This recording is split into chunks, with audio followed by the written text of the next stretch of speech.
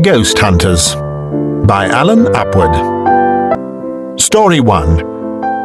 The Story of the Green House, Wallington.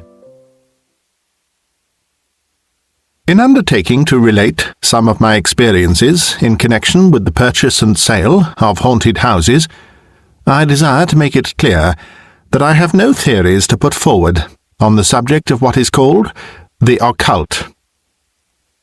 I was successful in this class of business, but some of the adventures I went through were of such a character that I dared not continue. My nerves are fairly strong, but there are some things which I never wish to face again. I was first tempted to dabble in this unlucky class of business by the Green House, Wallington. My partner, Mr. Mortimer, our firm is Mortimer and Hargreaves, mentioned to me one day that he had had a client in to see him who was very anxious to obtain an immediate offer, at almost any price, for a house situated in what was then the rural district of Wallington. He says he cannot sell the house because people think it is haunted. It is all nonsense, of course, but the people in the neighbourhood have got the idea firmly into their heads, and now, if any tenants come, they are sure to hear of it directly and get frightened. The result is that he has lost tenant after tenant, and now the reputation of the house is so bad that he cannot sell it. "What sort of a house is it?" I asked. "And what will he take for it?" "He says he will take anything, £500 if he can't get more, though the house cost £1,500 to build. You had better see the man yourself." I therefore dropped a line to Mr. Giltstrap, the owner of the greenhouse, requesting him to go down with me to see the property. On the way to Wallington, I put some questions about the house to Giltstrap, whose manner was rather reserved. He assured me it was in thorough repair, but he seemed reluctant to answer when I asked him about the ghost.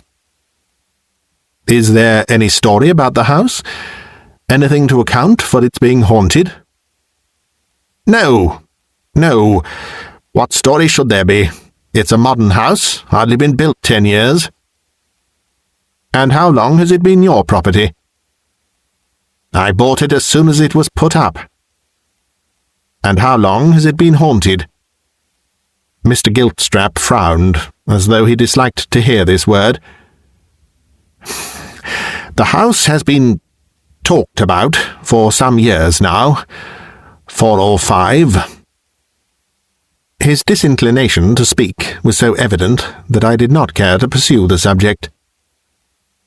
We got out at Wallington Station, and as we passed a house agent's on the road, Giltstrap said abruptly, "I must step in here and get the keys. Wait a moment." As a house agent myself, I could understand that he did not wish to introduce me to the local man, lest it should lead to any dispute about commission. But my curiosity about the greenhouse was so strong that I could not resist the temptation to walk in after him. I was just in time to hear the owner say curtly, "I've called for the keys of the greenhouse, if you please." The local agent was evidently a man in a small way, for we found him seated at a desk in the outer office, in his shirt-sleeves. He gave a cross look at Giltstrap, and a suspicious one at me, and then rose and reached down the keys from a nail. "I haven't been able to find a caretaker yet," he said, with a touch of malice. "They say you must pay them for living in such a house." Giltstrap reddened at this speech, which was calculated to put off an intending purchaser. He glared first at the agent and then at me, snatched the keys without a word, and hurried out. The greenhouse was a modern, red-brick one, standing in a road with several others, and certainly not looking at all the kind of place to have a supernatural legend attached to it. As soon as we got inside, I saw that the house was partly furnished. Giltstrap explained that he had been trying to get someone to come and occupy it rent-free for a time, in order to live down its reputation. I asked if there was any room particularly connected with the ghostly rumours. After what struck me as a momentary hesitation, he led me upstairs, into what was clearly the principal bedroom, overlooking the front garden and the road outside. "Is this where the ghost walks?" I asked, as I glanced round the empty room. The paper on the walls was in good condition, and the ceiling had been newly whitewashed. The owner of the greenhouse was plainly annoyed at my insistence. "There is no ghost, and it does not walk anywhere," he said irritably. "But the people who sleep in this room complain." "What do they complain of?" He fidgeted and again showed some reluctance in answering. "Oh, nothing except some nonsense or other.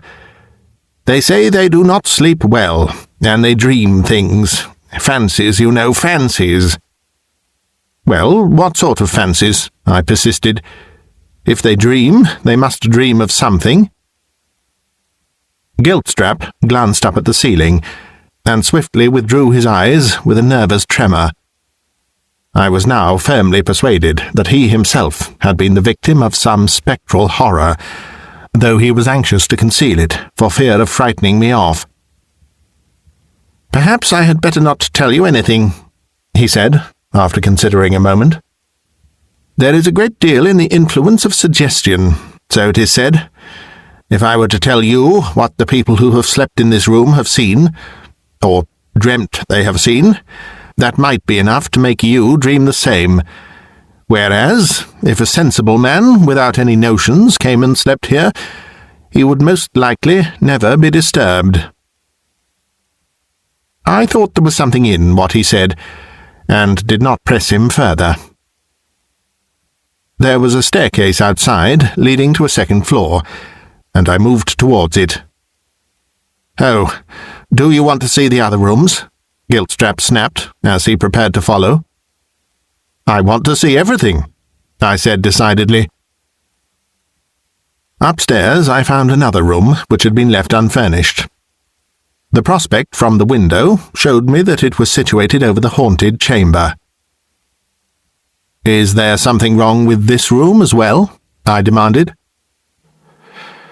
"The servants don't like sleeping in it," was the grudging admission. "It does very well as a box room." I saw that it was useless to try and extract any more information from Giltstrap.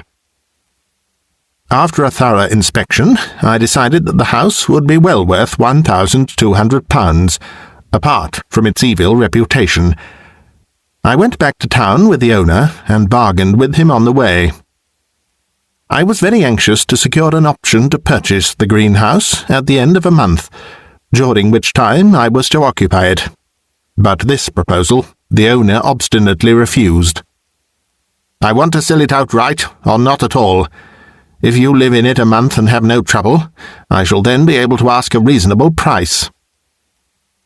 Anxious to secure a bargain, I gave way, and got out at Victoria, the owner of the greenhouse, at the price of £500. When I told my partner the next day what I had done, he declined to commit himself. "I shall know whether it is a good bargain or not when I hear what you have sold it for," he observed grimly. My next step was to secure some attendance and to send down some furniture for the 2 empty rooms round which the mystery appeared to cling. In the course of the negotiations, I had occasion for the services of my lady secretary. I was accustomed to discuss business matters with her, and as soon as she learned the character of the present transaction, she surprised me by displaying an unusual interest in it. She even volunteered her assistance. "I wonder if you would mind my going to see the greenhouse, Mr. Hargreaves? I am very much interested in psychical research." "Do you mean that you really believe there is something in it?" I exclaimed in dismay. I had grown to look on Miss Sargent as a young lady of great intelligence, and I was not very well pleased at the idea of taking the ghost seriously. "I know that there are things in nature which ordinary rules do not explain," was the grave answer. "I have seen things myself which could not be accounted for by natural means." This was rather alarming. I recalled the strange, uneasy manner of the late owner of the greenhouse, and asked myself whether he had not been a secret believer in some occult happenings. "I am what is called a sensitive," Miss Sargent proceeded to explain. "I have a peculiar faculty for seeing any abnormal manifestations." A thought struck me. "Would it be possible for you to go and pass a night or two there?" I inquired. "I don't mind telling you that if the apparition, or whatever it is, can be exorcised, I hope to sell the house at a considerable profit, and I should be glad to pay a small commission." Miss Sargent appeared to welcome the suggestion. She was a good girl, the chief support of a widowed mother and 3 little sisters, and I knew she would like to earn something for them. The question was referred to her mother, who arranged to come with her, it being understood that I should form one of the party. I engaged a respectable woman to come in by the day, and on the evening agreed upon, we went down together to take possession of the haunted house. Miss Sargent and her mother were installed in the haunted room, and I decided to occupy the attic overhead. After a pleasant supper, the 2 ladies retired at about 11 o'clock. I sat up a little later, smoking a cigar, and contrasting the cheerful evening I had just passed with the lonely ones I was accustomed to in my West End chambers. Towards 12, I went upstairs, intending to go to bed.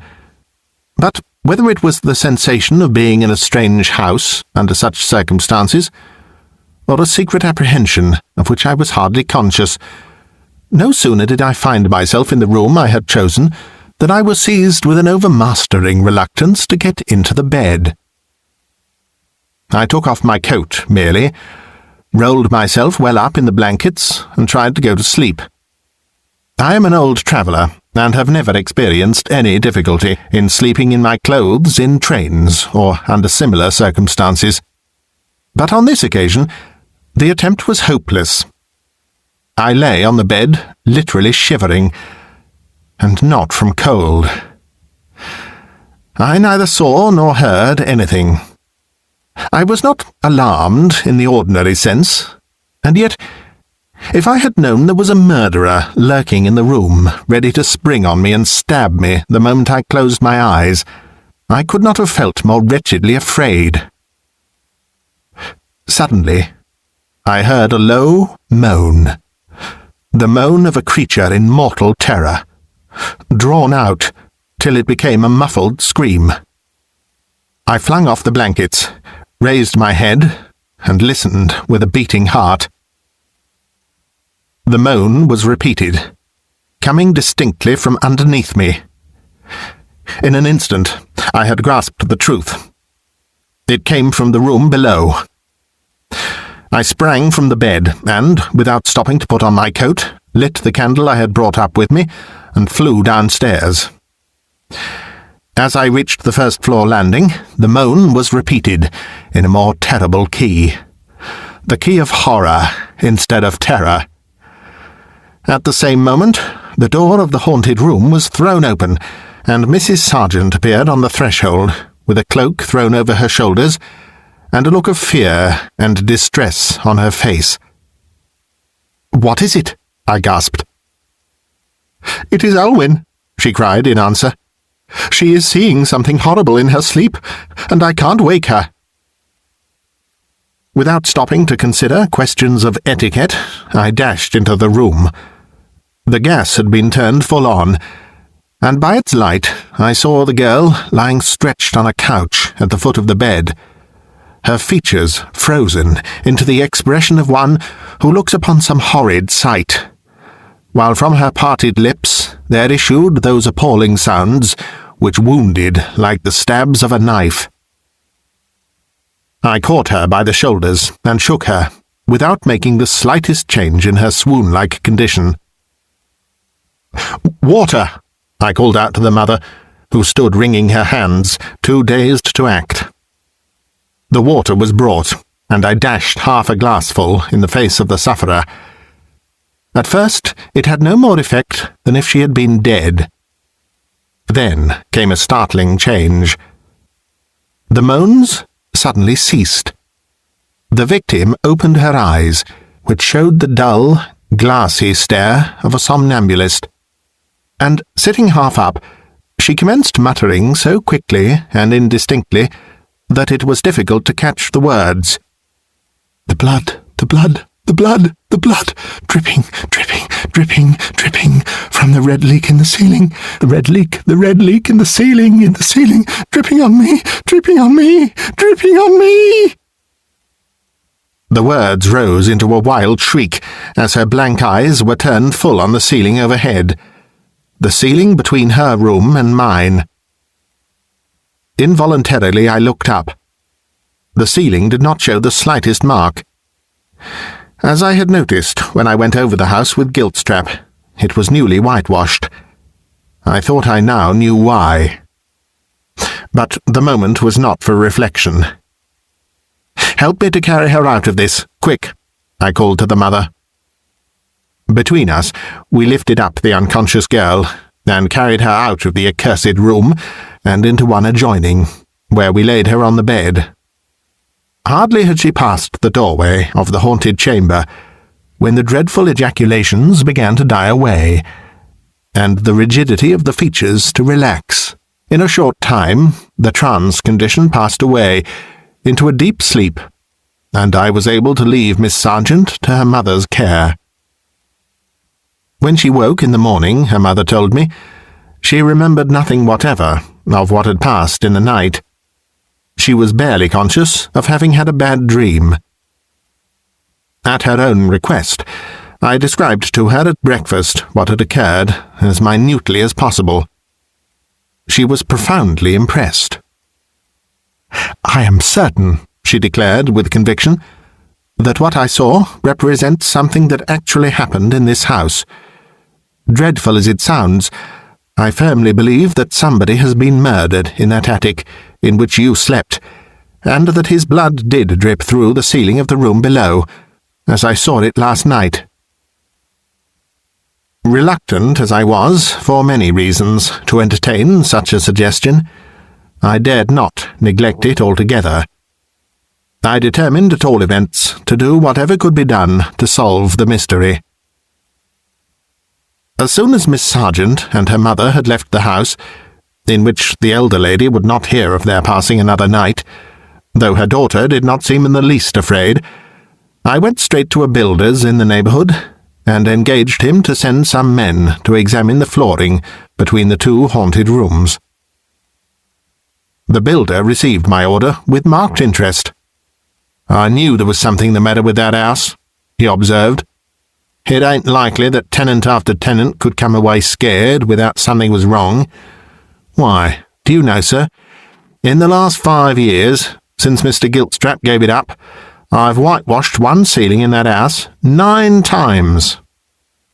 "Then Mr. Giltstrap once lived in it himself, did he?" I exclaimed. "Seeing that I built it for him, I can say he did," was the answer. "And why did he leave it?" I demanded, fairly roused. But the builder could not, or would not, satisfy my curiosity on that head.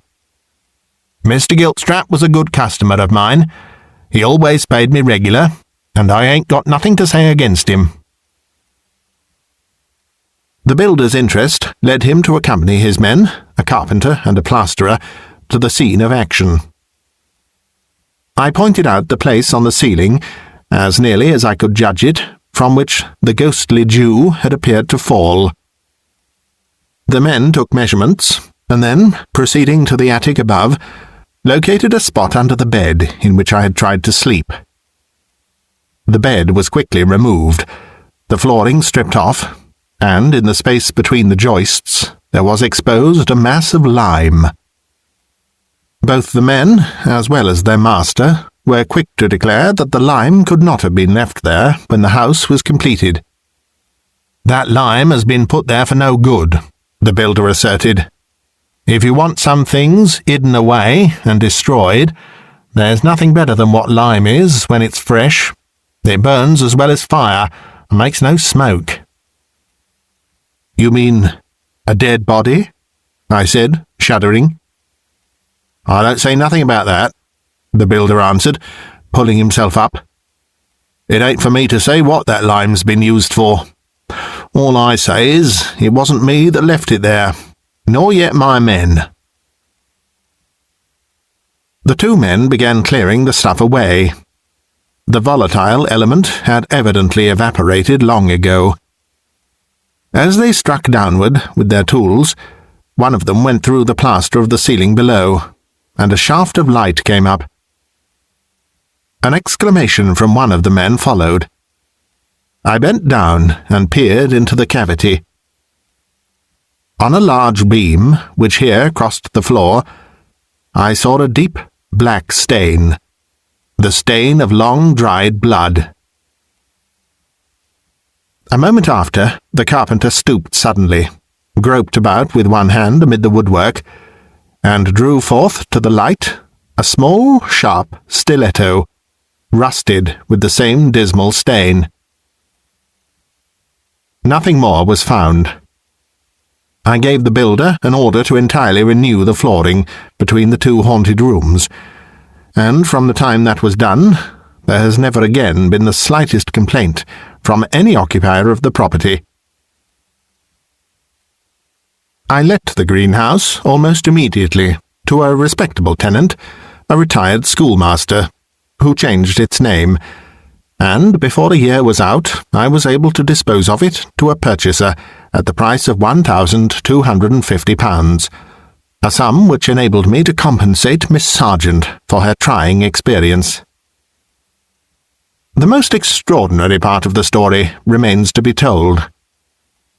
The report of what had taken place having got abroad in Wallington, the local police came to me to obtain the stiletto, which I had been careful to preserve. By its means they were enabled to unearth a crime which had gone unsuspected till that hour, and to extort a confession from the murderer. Into the details of this terrible case I do not mean to enter. It is sufficient to say that the victim had perished while asleep in the attic, and that his blood had actually soaked through the ceiling into the room below, which was that of his murderer. Guilt strap.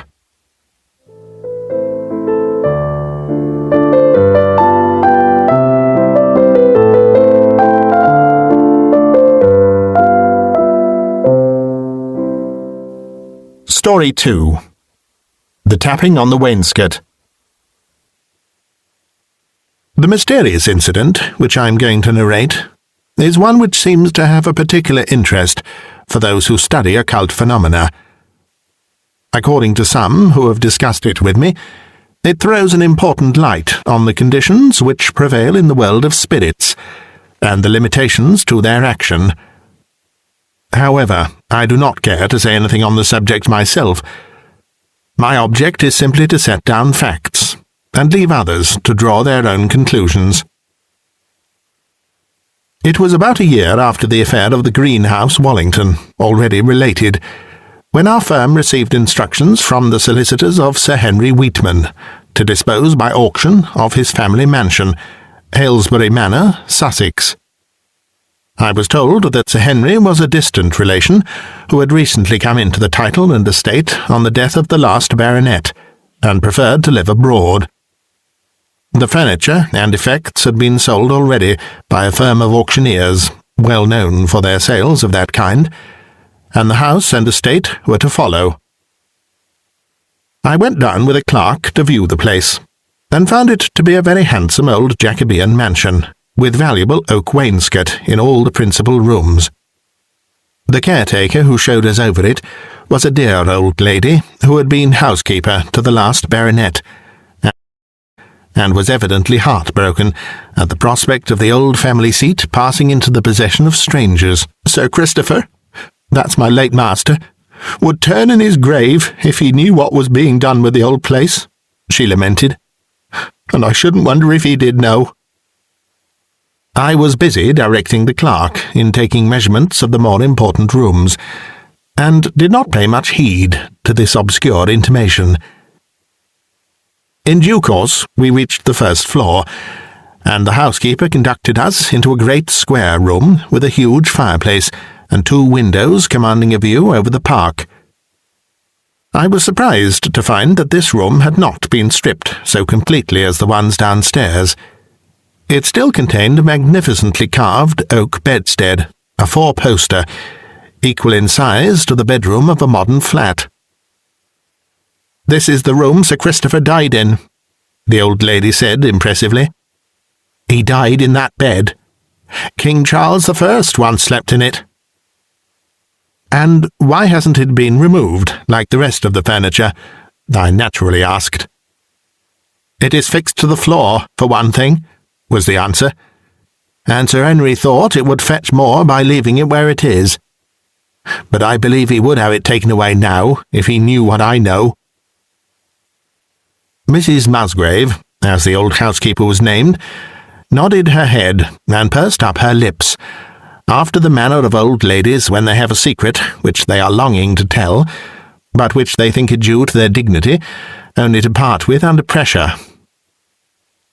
"Why, what is it you know?" I asked, with an interest by no means feigned. "Perhaps I ought not to speak of it," the housekeeper returned, with a glance at my clerk. I sent the young man into the other room, and repeated my question. "Well, sir, it may be that I ought not to be the first to mention it, but it's been talked of in the village, and if you didn't hear of it from me, you would hear of it from somebody else, most likely." Mrs. Musgrave lowered her voice. "This house is haunted, sir." Remembering my late grisly experience, I did not reply as lightly as I might have done once to such a statement. "Haunted? How? In what way?" "You may believe me, or you may not, sir," Mrs. Musgrave said, with deliberation, evidently in no hurry to come to the point. "There are some who can hear it, and some who can't. Some say it's only fancy, and others that it's the spirit of Sir Christopher. But all I can say is, I wouldn't pass a night in this room again, not if you were to offer me £50. This was not very pleasant hearing. If a report of this kind were current in the village, it would be pretty sure to reach the ears of any intending purchaser, and perhaps choke him off. An old family ghost, or the tradition of one, is sometimes considered an attraction to a venerable country seat, but any really unpleasant phenomena, particularly if of quite recent date, would be a very decided drawback in most people's eyes. "Can you tell me exactly what you did here?" I asked. "It is a tapping, sir. A tapping on the wainscot, just over there." She pointed to the wall opposite the foot of the bed. "I was lying asleep in the bed, sir, for when the house was stripped and Sir Henry went away, I thought there would be no harm in my sleeping here, and I wanted to say I'd slept in the same bed as King Charles. But it's my belief that Sir Henry must have heard the tapping himself, and seen something as well, that frightened him, and that's why he was so anxious to clear everything out of the house and leave it." I listened, hardly knowing what question to put next. At last I inquired, "Do you suggest, is there any reason to suppose, that there was anything wrong about Sir Christopher Wheatman's death?" The question took Mrs. Musgrave by surprise. "Wrong, sir? What should there be wrong? I'm sure the poor gentleman couldn't have died more peacefully. Miss Alice and I were with him the whole time." "Who was Miss Alice?" "His daughter, at least his adopted daughter. She had lived with him since she was a baby, and he made no difference between her and his own flesh and blood." Mrs. Musgrave's voice changed again, as she added, "And in my belief, it's on her account that Sir Christopher walks." "Why?" "Because when Sir Henry came down, he turned her out of the house with nothing but the clothes she stood in. Sir Christopher hadn't made a will, and he came into everything as the heir. Miss Alice had to go to London and take a situation as a waitress." I mused in silence. Could there be anything in that strange suggestion? Was it not more likely that the old housekeeper's indignation at her new master's conduct had made her fancy that the ordinary noises of an old mansion by night were a protest on the part of the dead? "And have you heard the tapping since?" I asked. "I hear it every night," was the startling answer. "I have shifted my bed to half the rooms in the house, but it makes no difference. Wherever I am, the taps come, and then they move along the wall and by the staircases and the corridors till they reach this room and stop there." "Have you followed them?" I exclaimed, astonished. "I did the first time. Now I daren't," the housekeeper answered. "But I got Jim Bateman from the lodge to come up one night, and he heard them and followed them, and they led him to the same place. And now he would no more cross the threshold of the house after dark than he would fly." It was clear to me by this time that, whether fact or fancy, the story called for investigation. I am not naturally nervous, and in spite of the disagreeable memories of the last haunted house I had spent a night in, I determined to face whatever there was to face in Halesbury Manor. Accordingly, I arranged with Mrs. Musgrave to make up a bed for me the next night but one. Not in the haunted room itself, that I did not feel disposed to risk, but so as to enable me to be at hand when the mysterious tapping began. I was careful to say nothing in the office, meanwhile, and, above all, to keep the matter from the ears of my lady secretary. Miss Sargent had solved the mystery of the greenhouse for me, but she had done so at the cost of an experience to which I could not think of exposing her a second time. On the appointed evening, I returned to Halesbury with a small dressing bag, prepared to stay the night. The housekeeper had prepared a bedroom for me on one of the upper floors, not far from her own. But as she told me that the ghostly tapping usually began about midnight, I decided to sit up for it, and persuaded her to do the same. We had supper together in a room downstairs, the old lady getting it ready herself. Not a girl in the village, it appeared, could be induced to remain in the house after sunset. After supper, Mrs. Musgrave nodded off to sleep in a rocking-chair before the fire, while I lit a cigar and waited in some excitement for what was to come. The room in which we sat was wainscoted, like all those on the ground floor.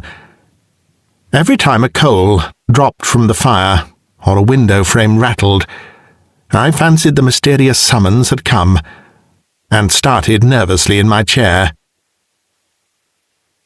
I believe it is not merely fancy which causes us to hear so many more small noises in a house at night than in the daytime, but that there is some scientific reason for it. Be that as it may, everyone must admit that the sense of hearing is more acute in the darkness than in the light. As 12 o'clock approached, I deliberately turned the lamp out, keeping a candle and some matches by my side. Hardly had I done this when I received a shock which nearly made me jump out of my chair. It was a tap, loud, sharp, and imperative, on the door of the room. In my agitation, the habitual phrase, "Come in," rose to my lips, and I uttered it. At the same moment my companion woke with a start, and stared about her wildly in the dim firelight. "Did you hear it?" she asked, in an awestruck whisper. "Yes. Did you?" As she nodded in answer, the tap sounded a second time, seeming fainter and further off. I rose to my feet and lit the candle. "Are you going to follow it?" the old woman breathed. "Yes. Will you come?" She shook her head. "I dare not. Give me the matches. Don't go till I've lit the lamp, for my sake." I lingered, my own nerves becoming affected in sympathy with hers, while the frightened woman clutched the box from my hand and struck a match, which she applied to the wick of the lamp. At the same moment, I heard the tap, for the third time, low and fading away in the distance. I strode to the door of the room, opened it, and passed out into the passage, leaving the door ajar.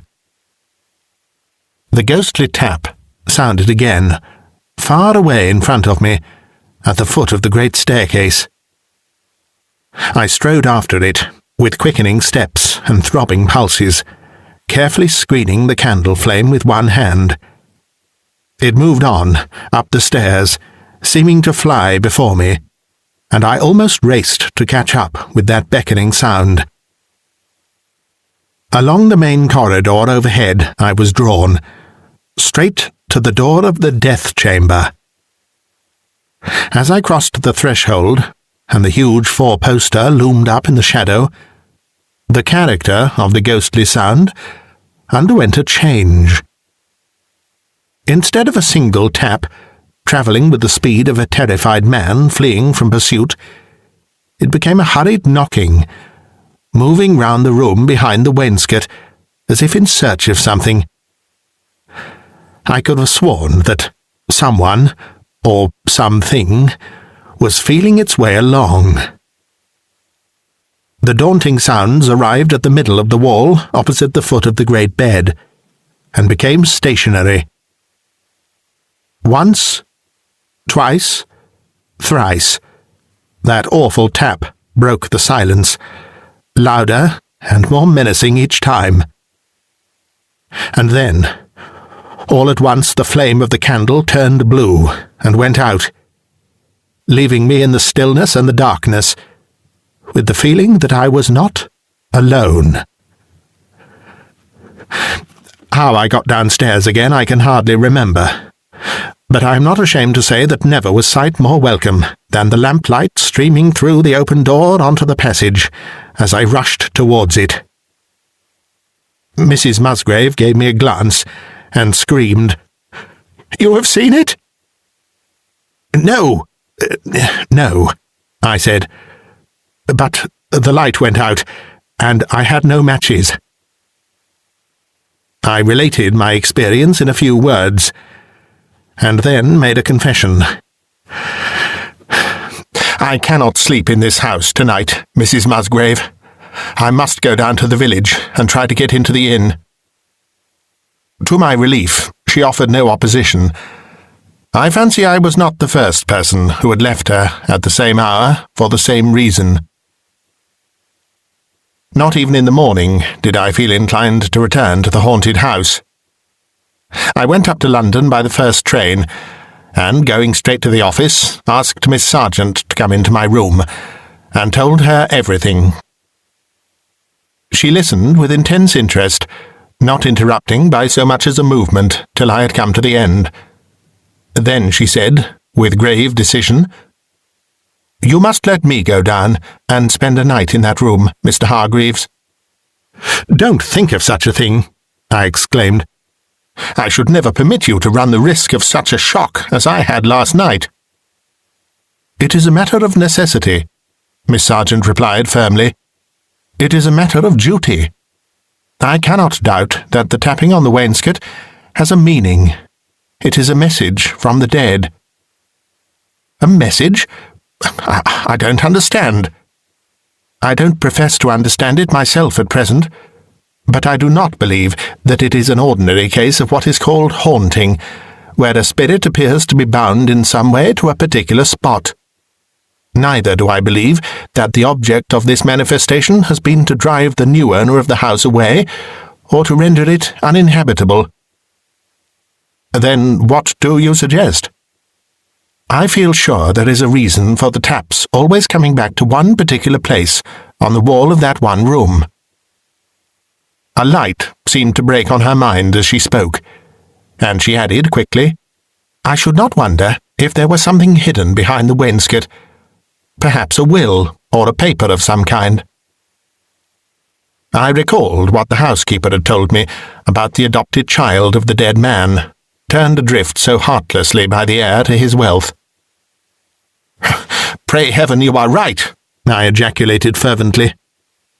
"I will go down again and have the wainscot removed. But, mind, this must be kept a strict secret.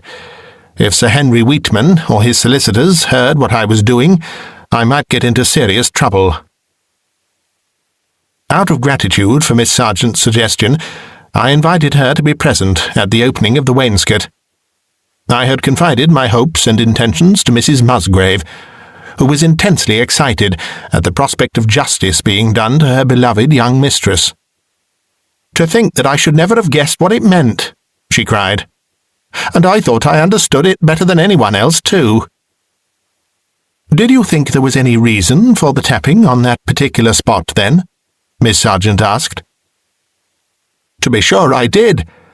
That is just where Miss Alice's picture used to hang, so that Sir Christopher could see it every morning when he woke. Sir Henry had the picture sold, with all the others, and I thought that was why Sir Christopher couldn't rest in his grave." I saw a look of disappointment steal over Miss Sargent's face. "It may be that Mrs. Musgrave is right," she said thoughtfully. "Very often the spirits seem to have very little motive, or what seems very little to us, for what they do." "Well, we shall see," I responded, not willing to give up my hopes on the poor orphan's behalf. I had brought down an expert cabinet-maker from London, and he went to work quickly and neatly. A great space of the wall was stripped of its wainscot, and we searched anxiously for any sign of a hiding-place behind. We searched vainly. To the bitter disappointment of all three of us, there was not even a vestige, not so much as a scratch on the wall, to indicate that anything had ever been concealed there. To complete our discomfiture, the cabinet-maker gave it as his opinion that the wainscot had never been disturbed since it was put up in the reign of James I. "I was right, you see, miss," said good Mrs. Musgrave, sorrowfully. "It's the thought of Miss Alice's picture that keeps Sir Christopher out of his grave." She spoke as though the deceased baronet were an invalid suffering from sleeplessness at night. Miss Sargent shook her head, but said nothing. She seemed to be reflecting deeply. We left the cabinet-maker with strict instructions to replace the wainscot, so as to leave no trace of his operations, and went downstairs. Half an hour later, as we were sitting at lunch, Miss Sargent suddenly spoke. "You must let me sleep in that bed, Mr. Hargreaves. I am a clairvoyant in sleep, as you know, and I may see something which will explain the mystery."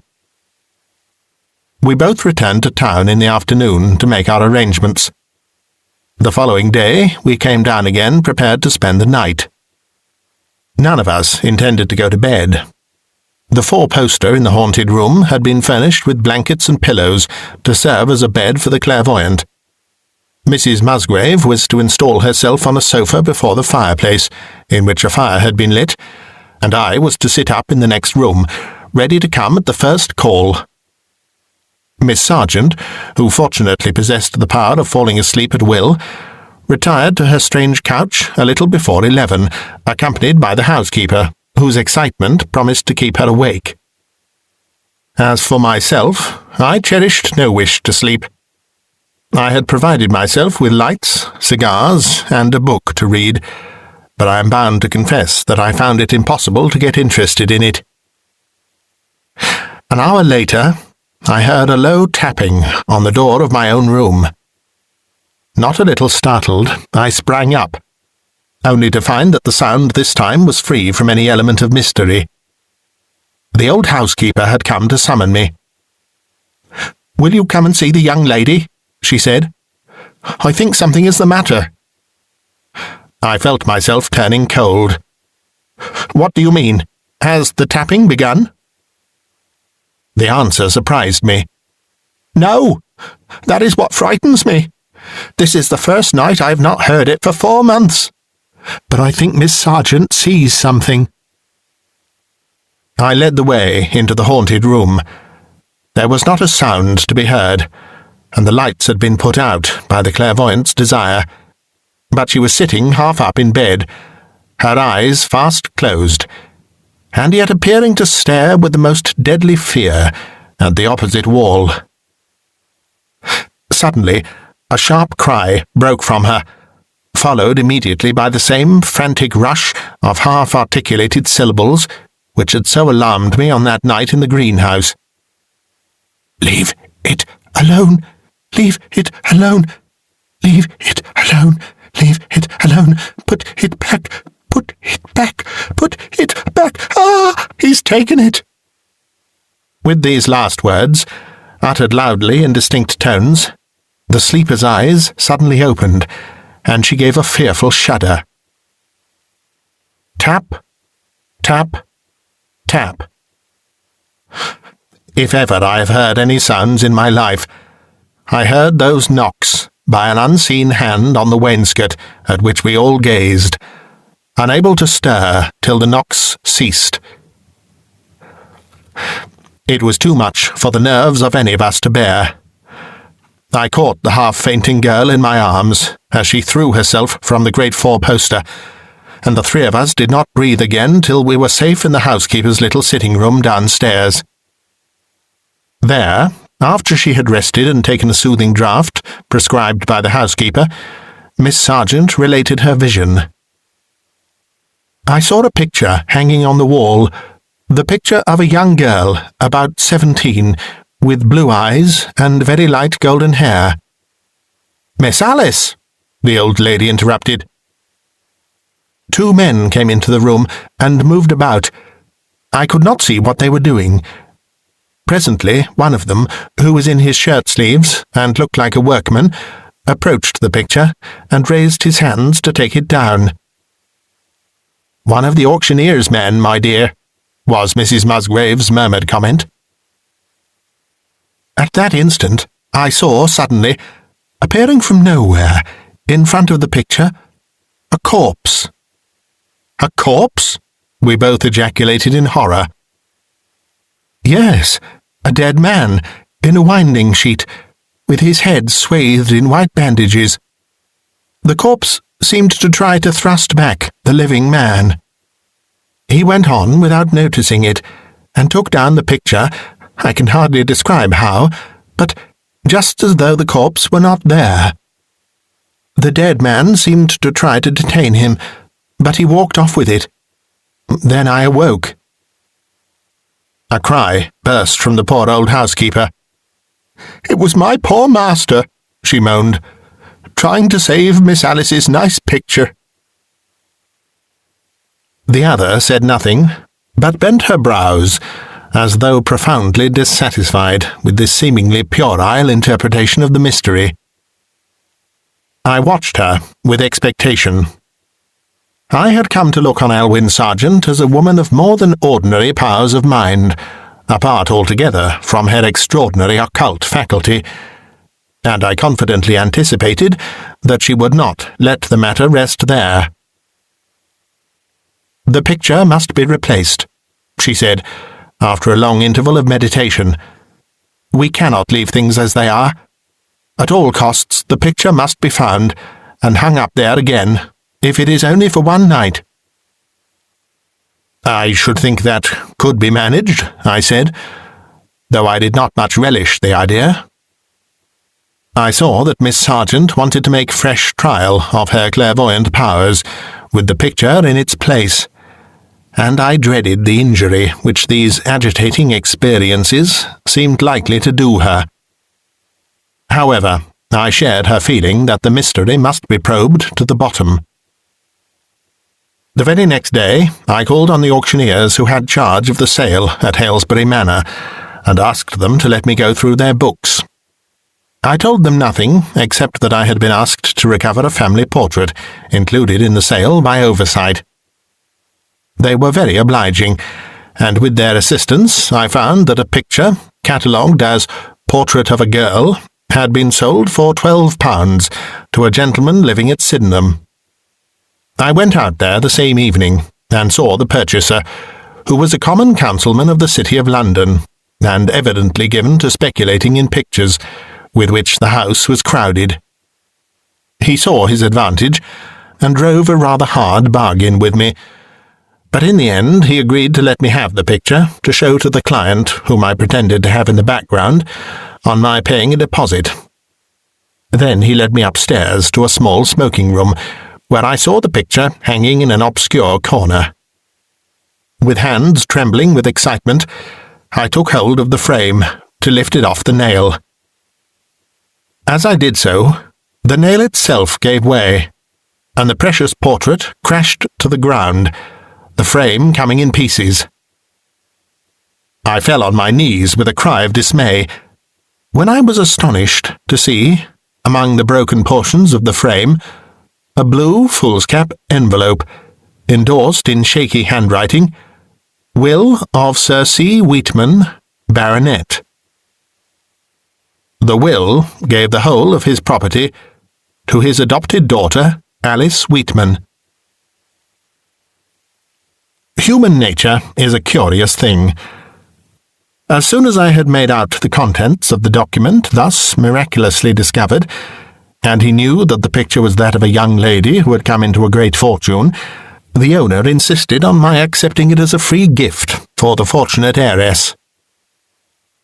It now hangs, in its carefully restored frame, in its old place at the foot of the historic bed, and the tapping on the wainscot in Halesbury Manor has been heard no more.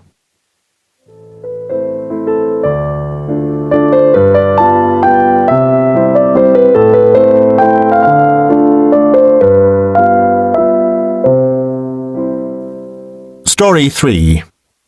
The Secret of Horner's Court.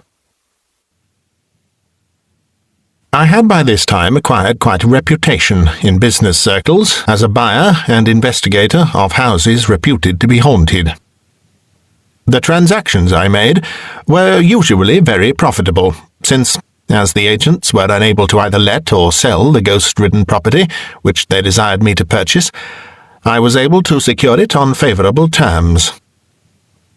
Miss Sargent, my lady secretary, who possessed the gift of clairvoyance, was of great assistance in probing mysteries connected with haunted mansions. Not long after the fortunate ending of the adventure at Halesbury Manor, I was approached by one of the leading firms of house agents in the West End, with reference to another haunted house. Horner's Court, as this place was called, had been on the books of the firm for many years, but they had been unable to find either a tenant or a purchaser for it, on account of its reputation. The partner who called on me described it as a well-built 18th-century house, situated in a northern county, on the outskirts of a famous forest. 2 dukes lived in the immediate neighbourhood, so that the house ought to have fetched almost a fancy price from one of that numerous class who appreciate high society. But, for some reason or other, no one seemed willing to take the place. I listened to all Mr. Rosevear had to say, and asked if he could tell me anything definite about the prejudice or superstition which affected the house. He shook his head. "I can tell you nothing. It was placed in our hands by the trustees of the estate. I don't even remember whether they are acting for a minor, or how the property stands." "Nor who occupied the house last, I suppose?" "A widow, I believe. A woman of rank, Lady something or other. She gave it up on her marriage to a second husband. Perhaps it is haunted by the ghost of the first," Mr. Rosevear added jocularly. I smiled out of politeness, though I had ceased to look upon these subjects as matter for jest.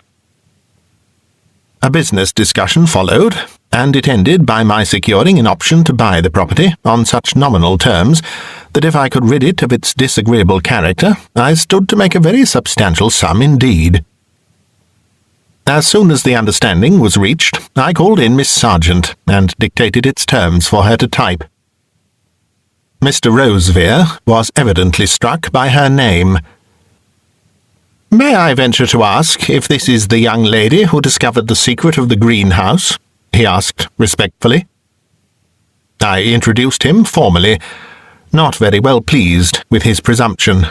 Naturally, I did not wish the most valuable assistant in our office to be too friendly with a rival firm. "What a perfectly charming girl!" was his exclamation, as Miss Sargent quietly withdrew to make her transcript. "I quite envy you, my dear sir."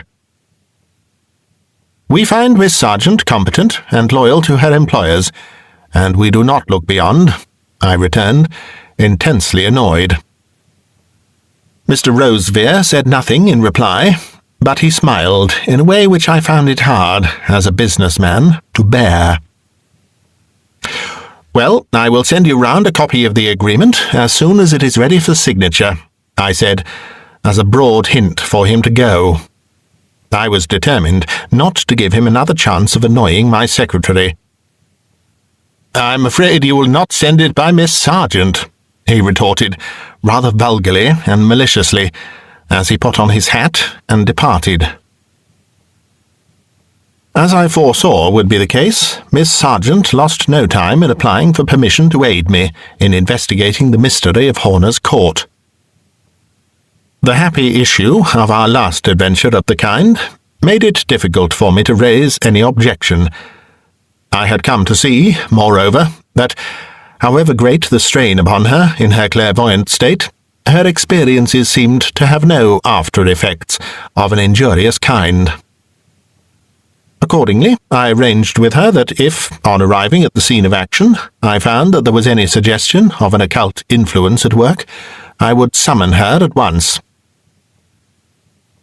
I went down 2 days later, the agreement with Weir and Grimston having been signed meanwhile, not without some further remarks by Mr. Weir, which it would be childish on my part to record.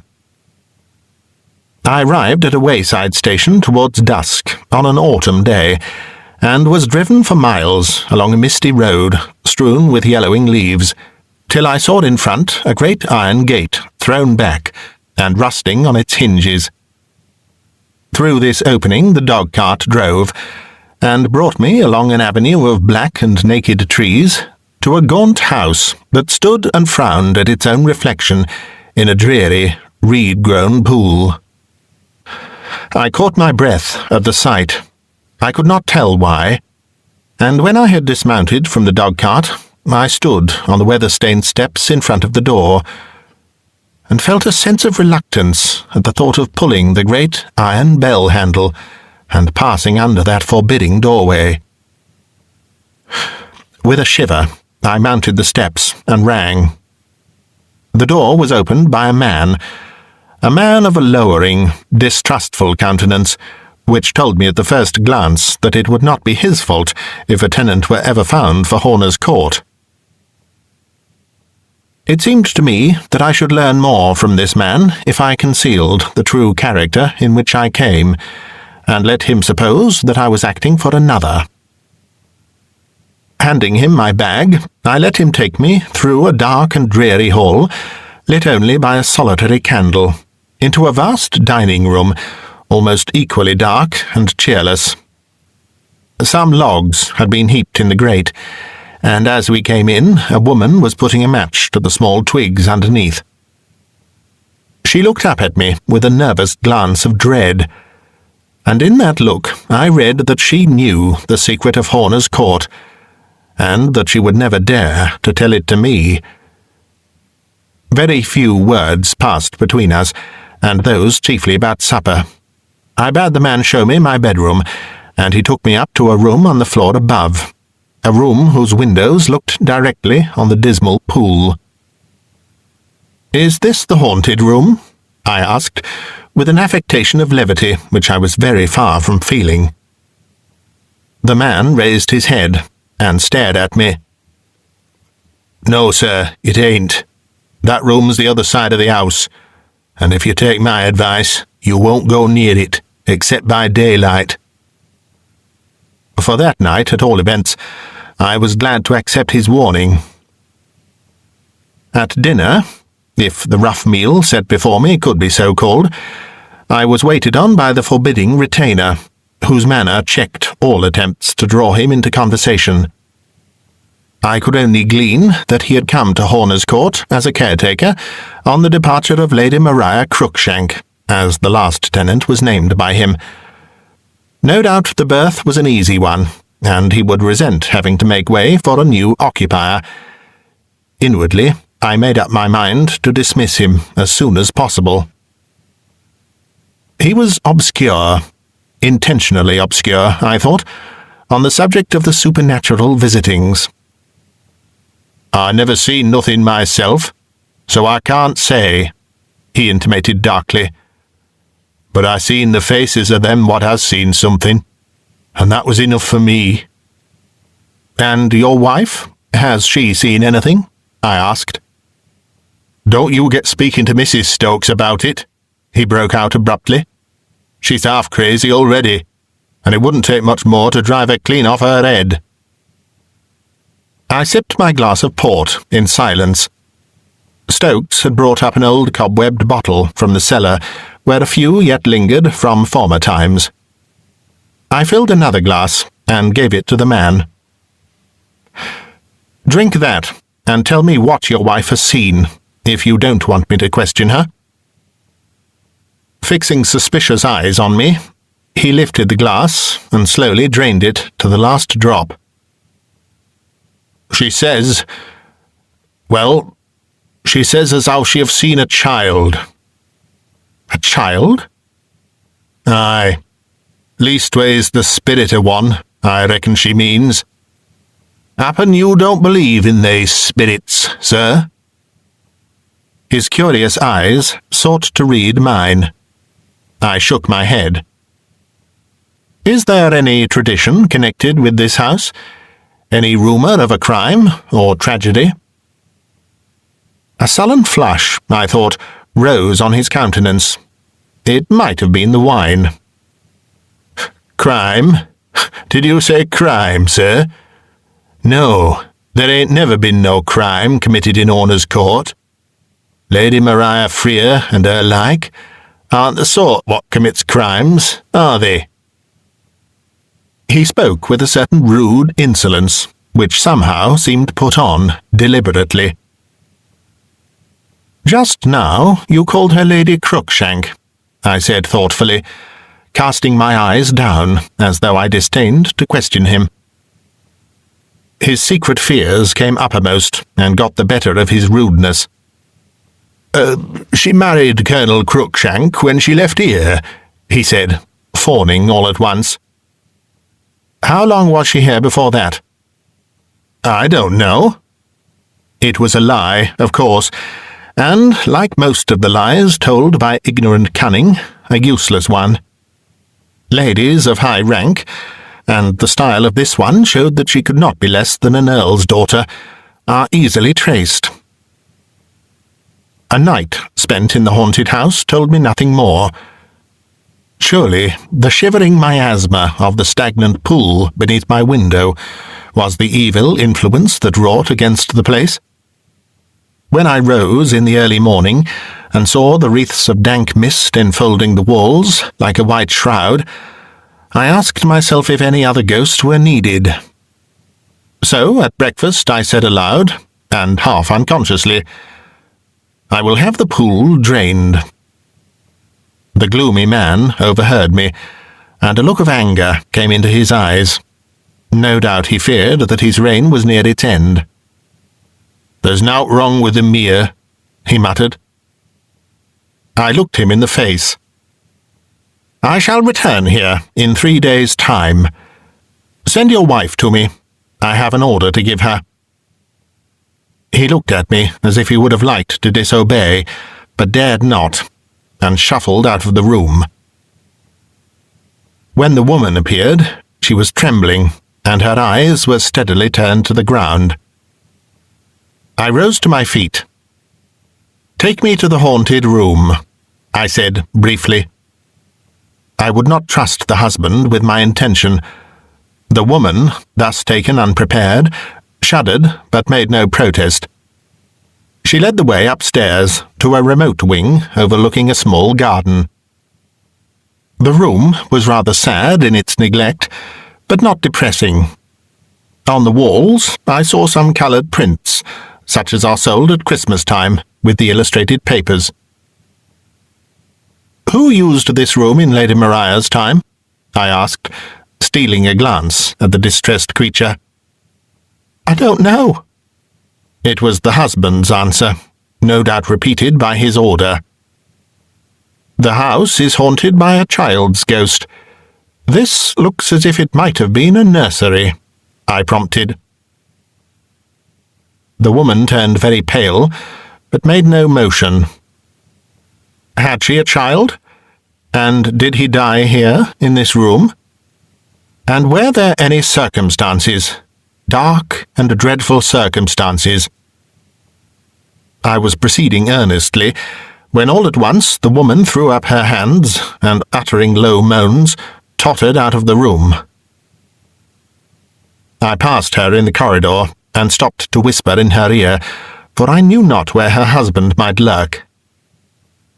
"I shall return here, with a lady who can read the secrets of the dead.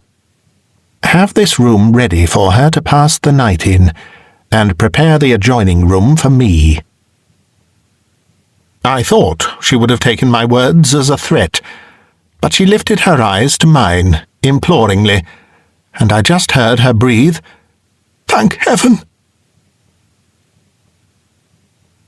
When I went down to Horner's Court with Alwyn Sargent, we did not go alone. An experienced nurse accompanied her, and I brought down, in the disguise of a valet, one of the shrewdest and most determined officers of Scotland Yard. A peerage had disclosed that Lady Maria Cruikshank was sister to the Earl of Gaysthorpe, and that her present residence was in Florence, Italy. Private inquiries added the information that she was the mother of one son by her former husband. The boy was now 17, and travelling with a tutor. When we arrived at Horner's Court, the caretaker received us with the same discourteous air. His wife, he told us, was unwell, but a woman had come up from the neighbouring farm to attend to us.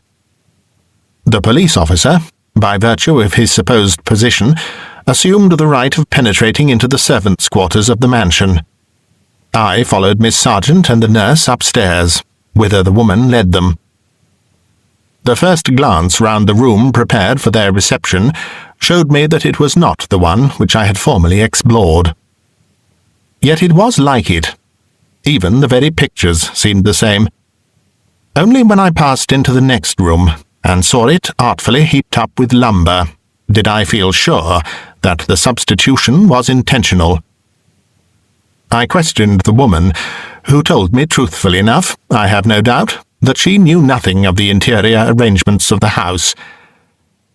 I considered what it was best for me to do, and came to the conclusion that it would not be wise to let the man Stokes know that I had detected his deceit. He might have other tricks in reserve, for it was evidently his object to throw every obstacle in the way of our discovering the mystery of Horner's Court. I let the woman believe that I was satisfied, but as soon as I found myself alone with the other two, I told them how things stood. We arranged that, when the time came to retire, a bed of some kind should be rigged up for Miss Sargent in the true haunted room. The nurse did not intend to go to sleep, but to keep watch over the clairvoyant. The detective, whom we had left downstairs, was informed of my discovery, and concurred in what had been arranged. His manner showed him to be sceptical of Miss Sargent's powers, but he had come already to the conclusion that Stokes was hiding some secret of a highly doubtful character.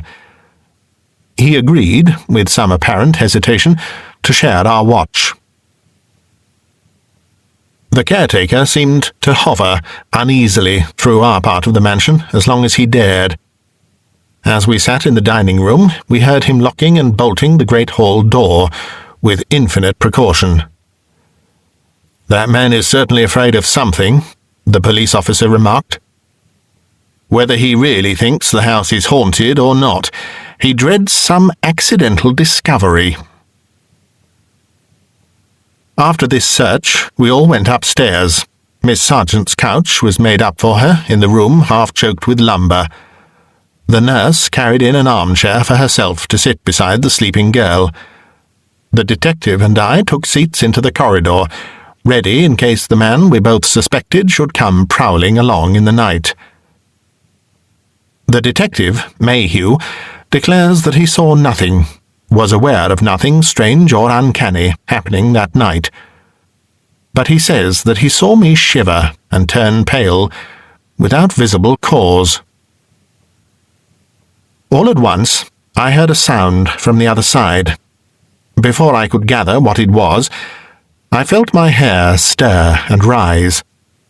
And at the same moment, the door was softly opened. Alwyn Sargent stood on the threshold, her face drawn with wonder and dismay, and her eyes fixed in the unseeing gaze I had learnt to know and dread. Behind her, I discerned the figure of the nurse, with finger uplifted. "Do not wake her, for your life," she warned me. "The shock might endanger her reason. We must follow where she goes." By this time, Mayhew had risen to his feet, an expression of amazement on his face.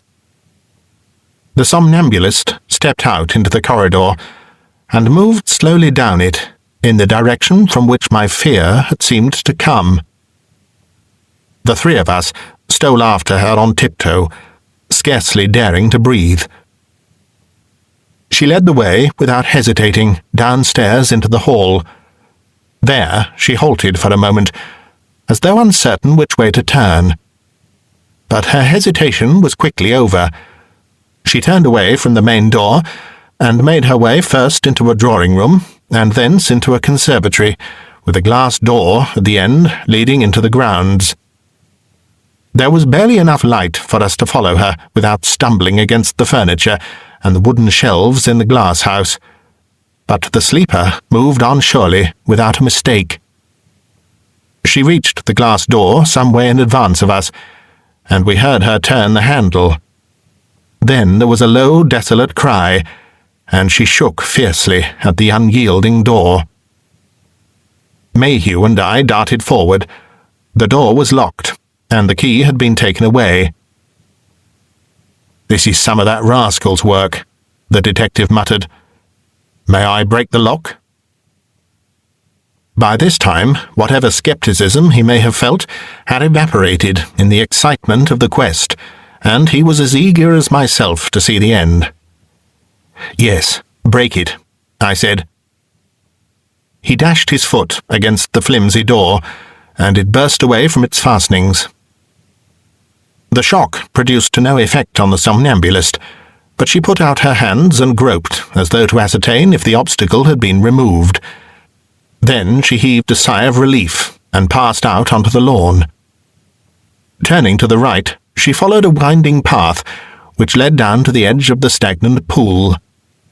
I quickened my steps to come up with her, determined at all costs to prevent her falling into the water.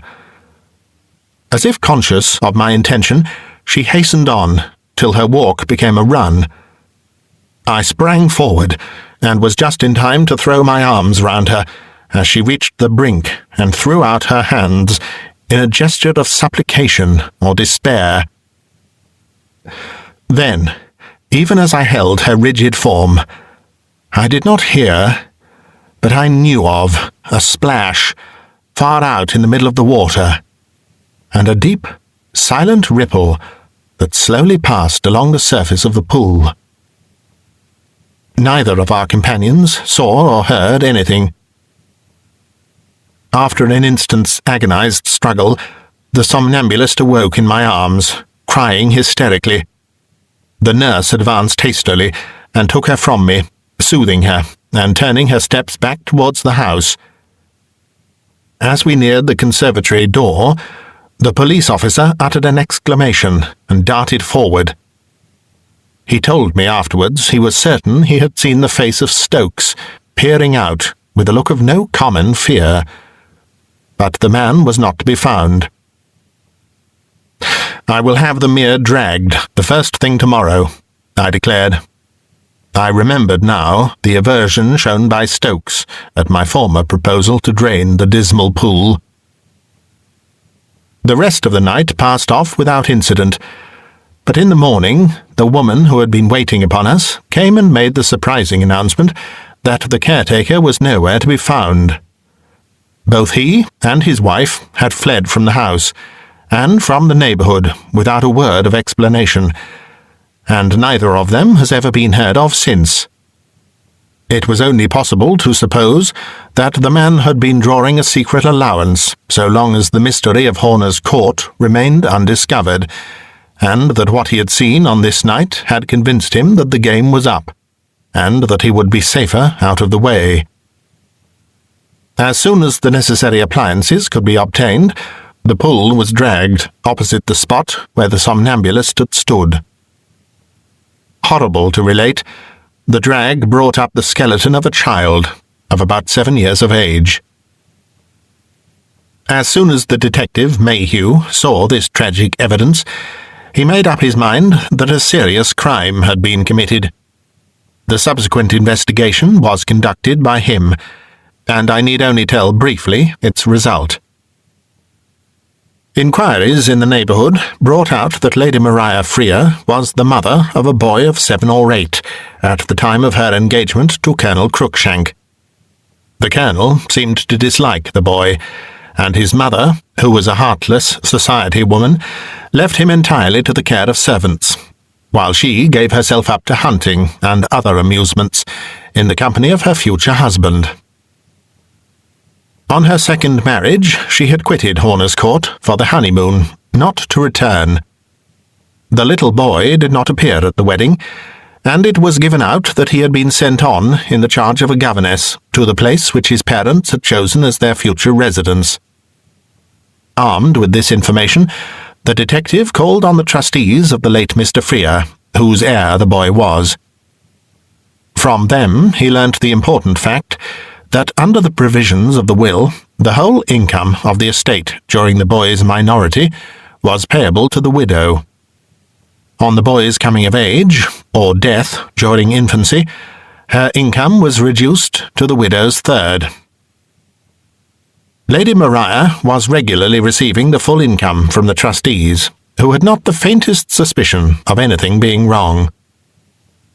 Mayhew, who felt pretty sure that the story of the lad of 17 and the travelling tutor was a myth, obtained a letter from the trustees to Lady Maria Cruikshank, calling for the immediate production of the heir, and went to Florence to deliver it in person. The wicked mother, thus taken unawares, showed more fear than remorse. She made a confession, which the detective was content to accept as probably near the truth. The boy had died in the room at Horner's Court, and if his death had not been wholly due to neglect, at least his life might have been prolonged by the care and devotion of a mother who really loved her child. Unwilling to lose the greater part of her income, to which she owed the prospect of a second husband, the heartless woman had concealed the state of her son's health from everyone but the 2 Stokes, and when the poor child died, she had paid Stokes to dispose of the body in the pool in front of the house. Her plan was to draw the income from the estate up to the last moment, and then send a certificate of her son's death from some foreign place where a doctor could easily be bribed. The trustees forbore to prosecute, but I am glad to say that they firmly refused to pay another penny to Colonel Cruikshank's wife, till the whole of the sum she had fraudulently obtained had been stopped out of her lawful dower, and when last heard of, the pair were living in abject poverty. Horner's Court has become the residence of the High Sheriff of Blankshire.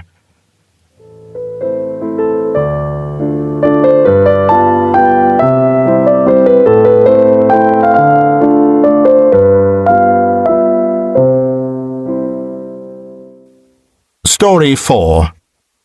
The 2 Roses. It would give needless pain to members of the family who are still living in the neighbourhood if I were to go into the circumstances in which the ancient seat of the Hedges of Essex came into the market. It is only necessary to say that the solicitors from whom my firm received instructions to find a purchaser for the estate were not acquainted with the family history, and could tell us nothing definite on the subject of the incidents, real or imaginary, which had given an evil reputation to Bewley Hall. They were only able to inform us that one entire wing of the building, constituting the most ancient and characteristic portion, had been shut up for a great length of time, so long, indeed, that no one seemed able to remember when it had last been inhabited. I discussed the matter with Miss Alwyn Sargent, the young lady employed in our office, who had already given me such valuable assistance on similar occasions. She possessed the gift of clairvoyance, and had proved of incalculable assistance in explaining away mysteries connected with several residences. These were, notably, the Greenhouse, Wallington, Halesbury Manor, and Horner's Court. I had already become well known as a dealer in haunted property, and made a satisfactory profit on my transactions, buying the premises cheap and selling at a profit when the mysteries were cleared up. I was reluctant to expose her to the risk of another nervous shock, although she herself was quite eager to take her usual part in our joint investigations. I thought, however, it could do no harm for her to come down with me to make some preliminary inquiries. None of the furniture and effects had yet been removed from the mansion, and there was a farm bailiff occupying rooms with his family in the servants' quarter, so that it was easy to arrange for a visit. The rather senseless difficulty of a chaperone for my Lady Clark was disposed of by my sister Jane, who surprised me by requesting that she might make one of the party. Jane had not previously met Miss Sargent, but she had heard me speak of her once or twice, and appeared anxious, for some reason, to make her acquaintance. I was a little disappointed to find that Alwyn did not seem equally eager to meet my sister. In fact, she went so far as to say that she felt nervous at the prospect. I could only assure her that my sister Jane was a most unassuming, ordinary person, quiet, shrewd, and observant, and, moreover, devoted to me. But this information did not allay Miss Sargent's apprehensions, which seemed to increase as the moment for our departure drew near. The ceremony of introduction took place on the platform at Liverpool Street.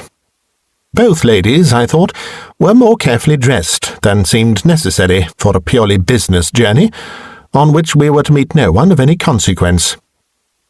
I caught a look of surprise on my sister's face as Alwyn came up, and she took the first opportunity to whisper to me, almost in a tone of reproach, "Jack, you never told us she was a beauty." "Miss Sargent is a valued member of our clerical staff," I replied severely. "Her looks are of no concern of ours, so long as they do not interfere with her faithful discharge of her duties in the office." Jane looked dissatisfied, but she did not venture on any further remark. During the journey down, she watched the poor girl as closely as a cat watches a canary bird through the bars of its cage. Fortunately, Miss Sargent soon got over her first nervousness, and exerted herself to conciliate my sister, with such good effect that by the time we reached Saffron Walden we were all chatting like old friends. Jane rather embarrassed me by forgetting the business relationship between Miss Sargent and myself, and referring to me repeatedly by my Christian name, so that I was rather glad that my partner Mortimer was not present. We found Bewley Hall to be an ancient manor house of the Elizabethan type, built of red brick, which was mellowed by age and overgrown in many places with ivy and climbing plants. The principal feature was a large and lofty hall, on much the same design as the London Guildhall, but on a smaller scale. It was stone-paved, and was panelled halfway up the walls with very valuable old oak. The hall, I must explain, separated the two wings, or halves, composing the mansion. The modern portion, which had been in constant use up to the death of the late owner, had been built on to the great hall at its lower end. The haunted wing, if it should be so called, was connected with the upper end. Here there was a dais, also paved with stone, stretching from side to side of the hall. The door into the ancient wing opened off one side of the dais, and on the opposite side was another smaller door, like a postern, which we found led into a little rose garden behind the house. The only other feature that I need dwell on was a gallery, which the bailiff's wife, who showed us over the place, called the musicians' gallery. It overlooked the dais, facing the door into the rose garden, and when we went upstairs, we found it was approached by a corridor that traversed the whole length of the haunted wing. The woman who acted as our guide was very uncommunicative, partly, I believe, because she really had heard very little, and partly because she fancied that she would lower herself in our eyes by betraying any interest in the lore of superstition. When I asked her if she could tell us anything about the ghost, she tossed her head in disdain. "I don't know of any ghost," she declared, "and I don't hold with any talk about such things. It's only the labourers that believes in them hereabouts." The social cleavage thus indicated forbade further inquiry. The bailiff's wife informed us, however, that the disused part of the mansion had been shut up long before she was born, and she made a great deal of difficulty about letting us spend the night in it. "It's all dust and cobwebs," she explained to me. "Everything there is exactly as it was left 100 years ago and more, I should say. Your ladies couldn't possibly put up with the dirt and the damp." We explored the wing under her guidance, and its appearance served to confirm her account. The old hangings clung mouldering to the walls. Ancient weapons, grown rusty with neglect, were suspended along the sides of the corridor. In the bedrooms, old four-poster beds were covered with the embroidered quilts of another age, and the robes and brocades of a past generation still filled the closets. Even my staid and demure sister could not resist the temptation to rummage in some of the cupboards and examine the decayed fineries they contained, while I felt no less strongly attracted by the fine specimens of 17th and 18th century arms. I found that one superbly mounted pistol, which I took down from its place, actually had the left barrel still loaded, though the priming had long since disappeared. Alwyn approached me as I was examining the pistol, and I showed her the flints, still in the hammers. She regarded the weapon with peculiar attention, taking it in her hand with a meditative, musing look. "I wonder how the other barrel came to be discharged," she said. So far, we had been able to glean nothing from the impenetrable obstinacy of our guide. After selecting our rooms, which the woman reluctantly promised to provide with some bedding from the other part of the house, we came back into the great hall. I have already mentioned the dais, which occupied one end, with the two doors opening off it. Across the dais there extended an ancient table, long and narrow, made of a single beam of oak. Someone threw out the suggestion that we three should dine at this seignorial board, in imitation of the olden time. When I requested the bailiff's wife to make the necessary arrangements, she exhibited some slight dismay. "Of course it's for you to do as you wish, sir," she said, "but perhaps your ladies don't know that this is the table that has the blood stain on it."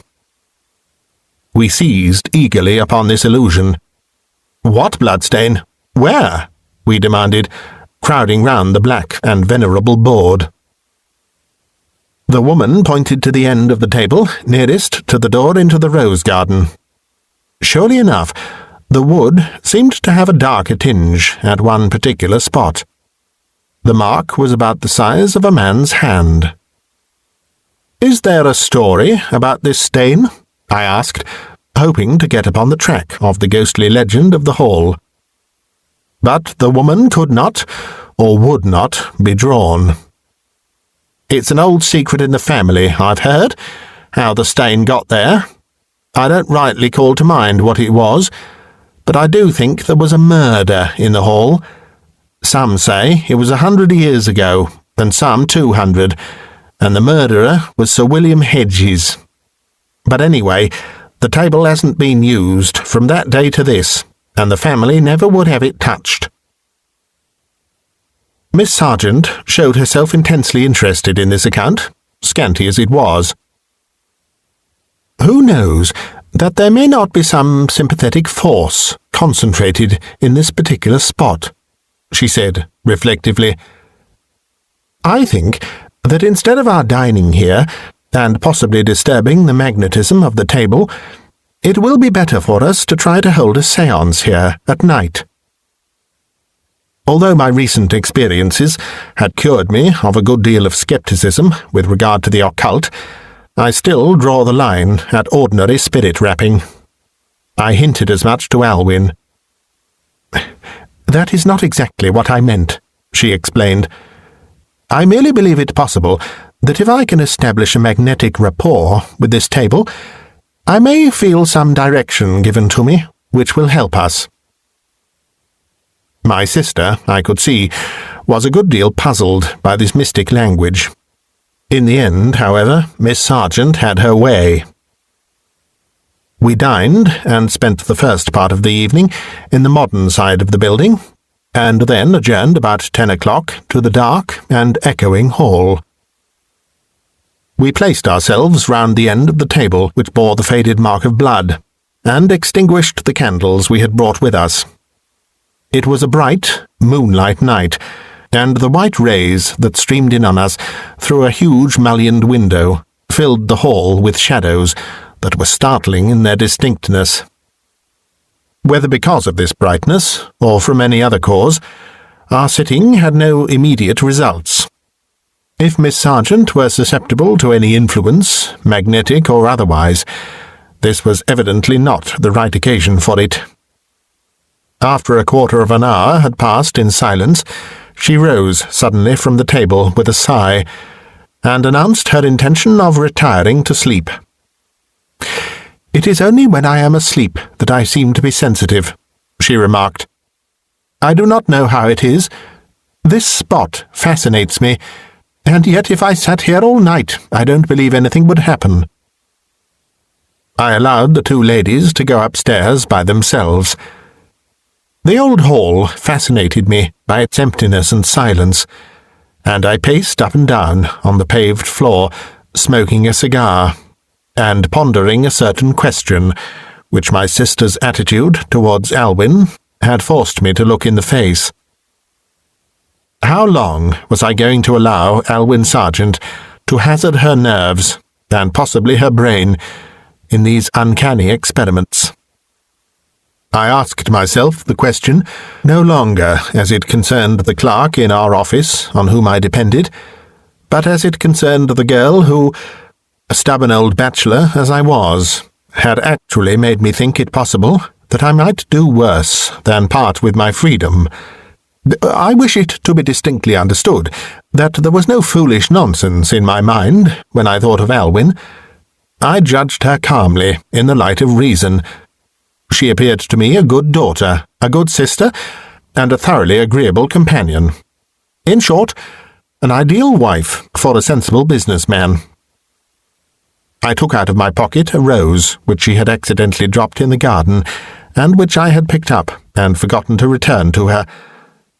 I was in the act of raising it to my face, when suddenly I heard a sigh. I turned round quickly.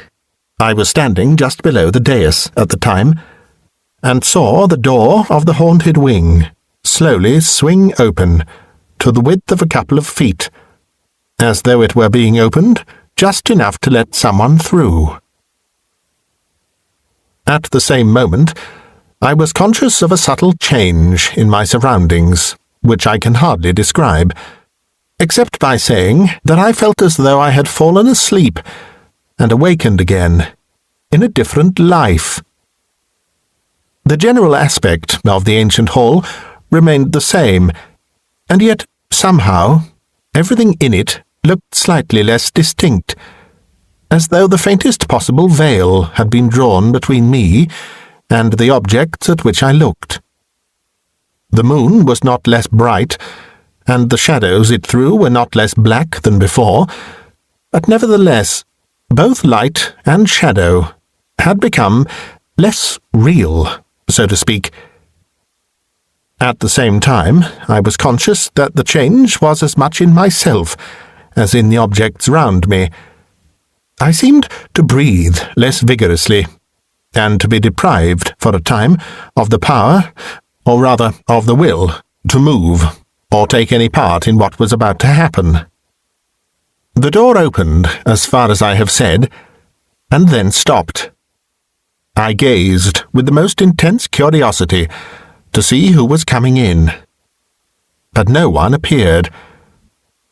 Only I could have sworn that someone, or something, had slipped through that open space and was gliding softly across the dais towards the end of the table which bore the faded stain. I turned my eyes, following the course of the unseen visitant, till it had reached the fatal spot. And then, to my astonishment and horror, I did see something.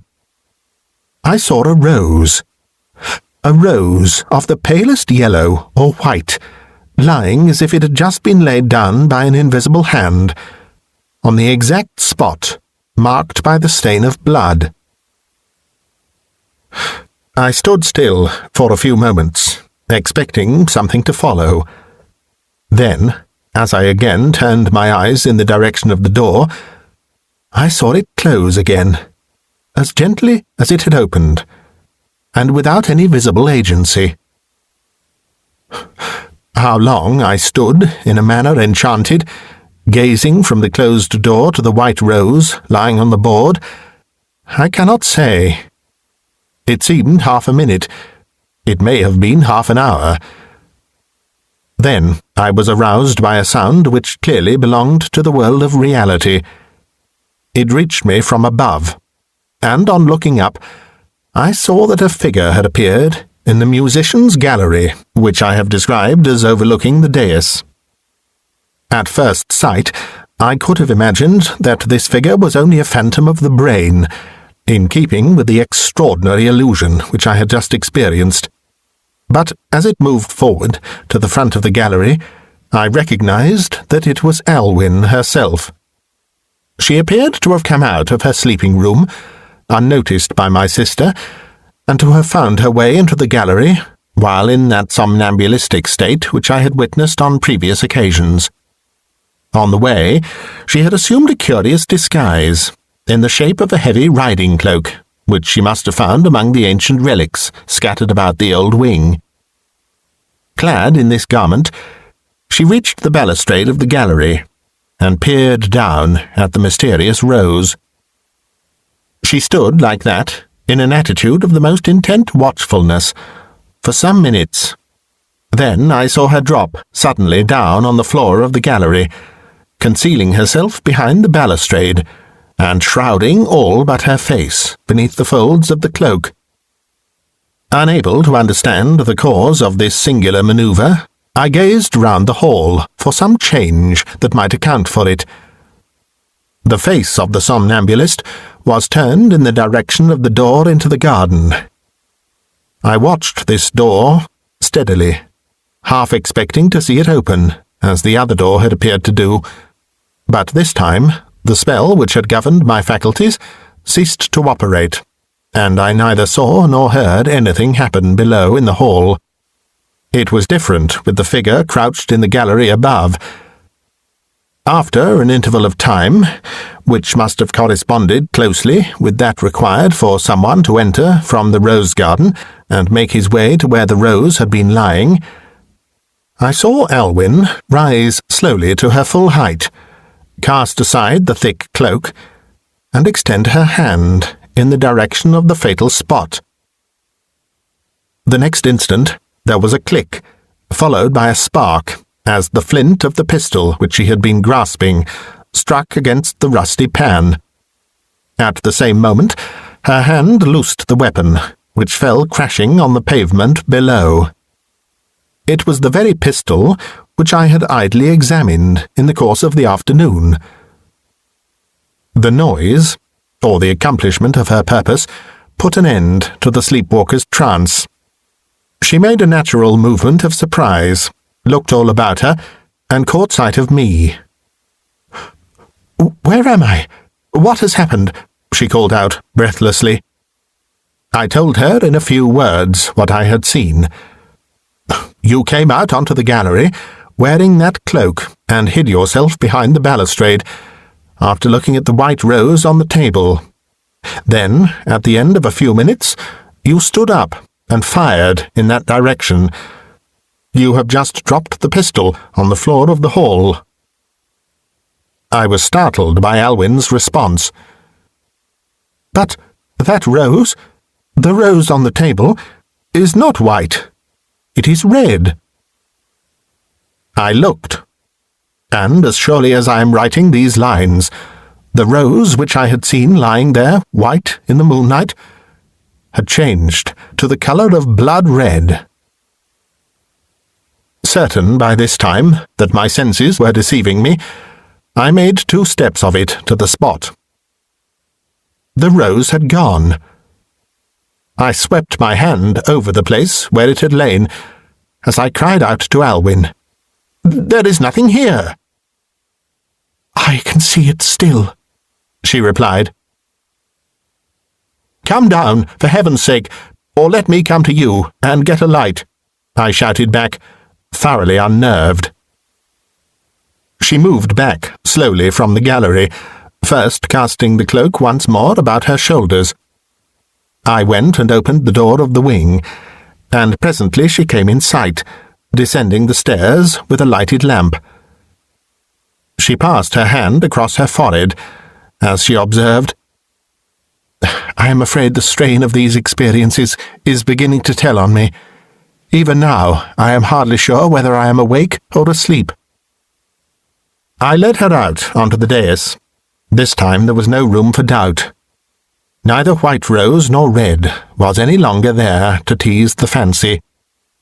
The old oak board lay in the moonlight, black and smooth as when we had seen it first.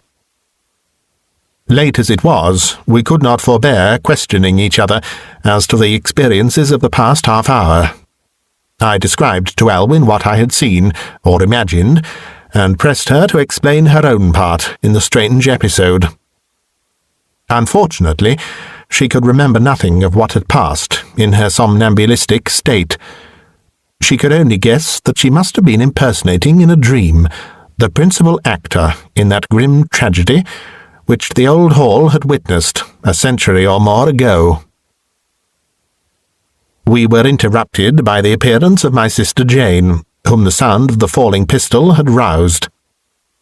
Something in the expression of my sister's face induced me to whisper hastily in Alwyn's ear, "May I tell her you have made me a promise, and will you keep it?" With the nature of that promise, and its subsequent fulfilment, the reader has no concern. There, as far as we knew, ended the story of Bewley Hall. But in due time I found a purchaser for the estate, for whom the romantic associations of the old hall were the principal attraction. He exerted himself to trace the history of Sir William Hedges, and succeeded in getting into communication with a member of the family, a rather remote descendant, who was induced to supply the following particulars. Late in life, that is to say, after he had passed his 60th year, Sir William took an old man's fancy for the daughter of his parish clergyman, a girl of scarcely 17. Rosamond, as she was named, showed the greatest reluctance to marry the knight, for no reason that she was willing to assign, except his great age. Her father and mother, dazzled by Sir William's wealth and his promises on behalf of their daughter, forced her into the match, and in due course she went to live in the hall as Sir William's wife. But, unknown to her parents, and of course to her new husband, Rosamond had secretly given her heart to a penniless young gentleman of the Greville family, living some 20 miles away.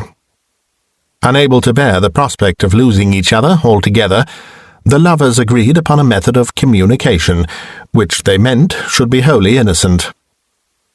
Once in every month, when the moon was at the full, young Greville was to ride across to Bewley Hall by night, and obtain entrance through the door of the rose garden, of which Rosamond provided him with a key. Rosamond, on her part, was to descend into the hall, after her lord had fallen asleep, and place a white rose upon the table, as a token that all was well, and that she still preserved her fidelity to her first love. On entering the hall, and finding the white rose there, Greville was to take it away with him, leaving a red rose in its place as an answering pledge. For some months, the lovers kept up their romantic tryst without discovery. But at last there came a night when it had rained hard during the day, and unwittingly the lover brought in some of the mud of the rose garden on his boots, and left it on the stones of the hall. As ill luck would have it, Sir William woke that morning early, and came down before the household was astir. He noticed the mud-stains and the red rose upon the table, and, following up the scent, discovered the hoof-prints of Greville's horse outside. Firmly believing the worst, the knight swore to be revenged upon his unknown rival, and from that time he set himself to watch, night after night, for an opportunity of surprising him. When the appointed night came round again, Sir William, who was, as usual, watching, while feigning to be asleep, saw his wife rise from his side, take a white rose in her hand, and go down into the hall. Leaving the bedchamber directly after her, the knight armed himself with a loaded pistol, and went and hid himself in the musicians' gallery to see what would follow. He failed to see his wife, who was already returning upstairs again. But before Rosamond had made the discovery of her husband's vigilance, the door of the rose garden was opened, and young Greville stole in, with a red rose in his hatband. He was in the act of stretching out his fingers to pick up the rose left by his sweetheart, when Sir William fired. The ball pierced the lover's heart, and he fell forward, his blood gushing over the white flower, which it dyed to the colour of that one he had been going to replace it with. Immediately, Lady Hedges, who had that moment found her husband's place vacant, ran shrieking out into the gallery, and flung herself headlong down beside her lover's corpse, breaking her neck against the ground. This awful catastrophe served to unsettle the reason of its author, whom the law refrained from punishing.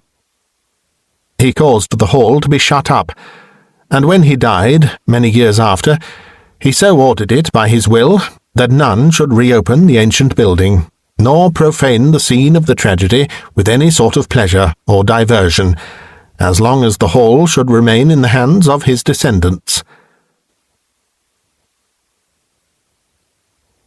The above narrative, I need not remark, exactly fits in with the experiences I have just related, and which the reader is at liberty to accept or reject, as he may please.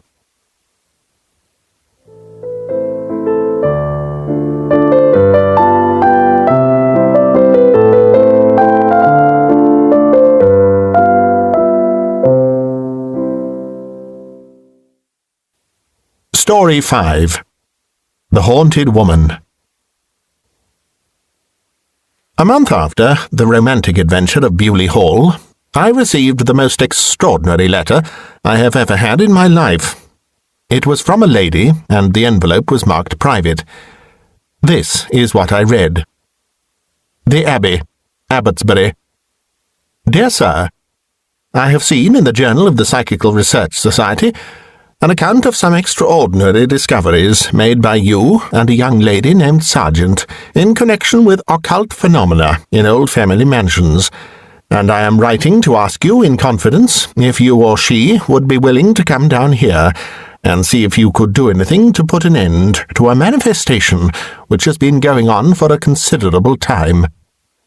I ought to explain that I am the only person in the house who has seen anything, and I have not mentioned it to anyone but my own maid, who can be trusted. I am most anxious that my son, Captain Throgmorton, should not hear anything about the matter, and therefore it is essential that no one should know why you are coming down. Some excuse will have to be thought of to account for your visit. My son is a widower, and has never recovered from the shock of losing his wife, and therefore you will understand that I must make it a point that on no account is he to be troubled. I write to you in the greatest anxiety and distress of mind, and shall be prepared to pay liberally for your services, and those of Miss Sargent, for which I shall be most grateful. Trusting you will treat this matter as one strictly between ourselves, I remain, yours truly, Lady Maria Throgmorton. P.S. In replying, please do not use an envelope bearing the name of your firm, as the letter-bag is opened by Captain Throgmorton. Had I listened to my first impulse, I should have written back firmly, declining to have anything to do with a matter which called for concealment, and especially when I was asked to visit a house under a false character. Unfortunately, before replying, I showed the letter to Alwyn, whose curiosity was immediately aroused to the highest degree.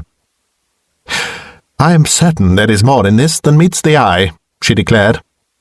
"From the way this lady writes, it is evident that she thinks there is some connection between what she has seen and her son, something which she is afraid to tell us. We must go down and find out at all events what the situation is, even if we go no further." The moment I heard her talk like that, I bitterly regretted having shown her Lady Throgmorton's letter. I knew Alwyn's courage too well by this time to have any hope of frightening her off from an adventure because it threatened to have some risk. The only argument I could think of was an appeal to the conventions. "I could not think of letting you enter the house of people we know nothing about under a false name, or in some concealed character," I said, determinedly. "I might consent to do such a thing, but my wife is different." "I am not your wife yet, you tyrant," Alwyn retorted, with a sly smile.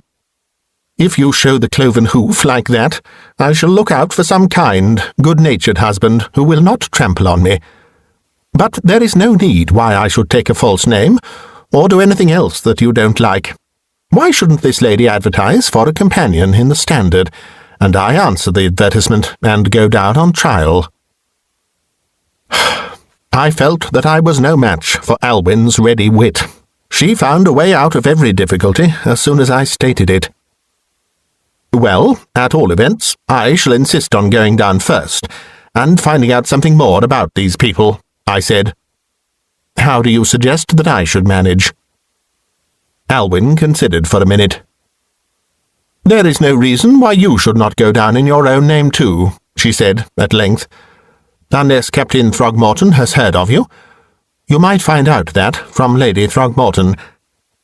I should think the simplest plan would be for her to send for you to advise her about some alteration in the house. Those old places are always wanting repairs. Unless she can persuade her son to let it. He seems to be the master. You had better ask her for more information first." The upshot was that I answered Lady Throgmorton's letter as Alwyn wished. At the same time, I looked up the family in the landed gentry. The first result of these inquiries was the discovery that Lady Throgmorton was merely the captain's stepmother. She was the widow of one of our ministers abroad who had received the G.C.B., and Captain Throgmorton was his son by a former wife. Apparently, however, the stepmother and stepson had always been on the best of terms, and the widow of Sir Nicholas had remained on in the Abbey as its mistress until the captain's marriage, which had taken place about a year ago. I could not learn anything about the wife's death, but it was clear that Lady Throgmorton had now resumed her old position. At all events, she wrote back to me, saying that there was no need for me to drop my right name, and accepting the suggestion as to letting the house. In due course I received a letter in her handwriting, but signed Arthur Throgmorton, in which I was formally invited to come down and see the property. It was with very much more excitement than I usually feel on such occasions that I drove up to the main entrance of the Abbey, through an avenue whose yellowing leaves seemed ominous of some catastrophe. I was first taken up to a comfortable bedroom on the second floor, and given some tea. Half an hour later, the footman who attended to me came back, and asked me to follow him down to her ladyship's room. I could see from his manner that Lady Throgmorton had given orders that I was to be treated with all possible consideration. The room into which he conducted me was one of a suite on the first floor, evidently appropriated to the mistress of the house. The furniture was almost new, and I hardly required to be told that the rooms had been prepared to receive the bride of Captain Throgmorton. They now seemed to have been relegated to his stepmother. The appearance of my client startled me.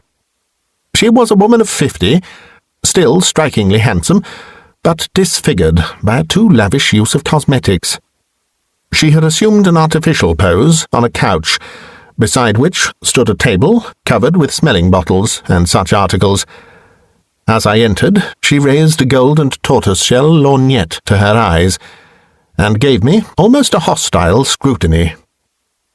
Behind her stood her maid, a tall, thin woman, with pinched lips and half-shut eyes, who never moved nor spoke, except to answer some question from her mistress, or to hand her some scent or drug. The sight of this rouged and laced-up figure, with its blackened eyelids and prominent nose, and the silent shadow in the background, made me feel as if I had stepped into the atmosphere of some place like Homburg or Ostend, instead of an English country house. "Sit down, if you please, Mr. Hargreaves, and speak softly, if you will be so good. My nerves are absolutely destroyed. Madeline, the essence." The silent maid chose one of the bottles, and began dabbing her mistress's forehead, taking care not to disturb the powder. "The experience I have gone through has been most frightful," Lady Throgmorton continued. "Every night it has been the same.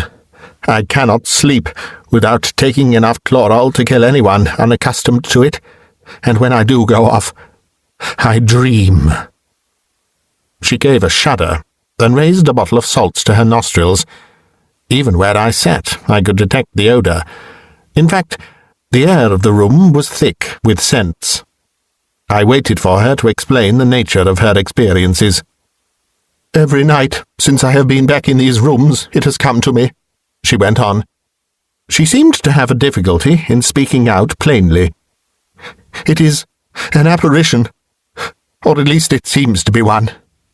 The apparition of my son's wife." I thought it time to ask a question or two. "Will you tell me a little more about the circumstances?" I said. "When did Mrs. Throgmorton die, and how?" She darted a fierce glance at me as I put the concluding question. "She died 6 weeks ago, of pneumonia, in the room I am now occupying. After her death, my son could not bear to sleep in it, and I thought it best to return to these rooms, which had always been mine." "But if this apparition disturbs you there, why not try the effect of sleeping in some other part of the house?" "Because it would be impossible to give any reason for changing again so soon. The servants would be inquisitive, and my son might suspect something." She hesitated before adding, "Someone else might take my place, and see what I have seen." "I suppose you are afraid that if Captain Throgmorton heard of this, it might distress him," I hazarded. Again she fixed me with a threatening glance. "Captain Throgmorton must never hear of it," she responded.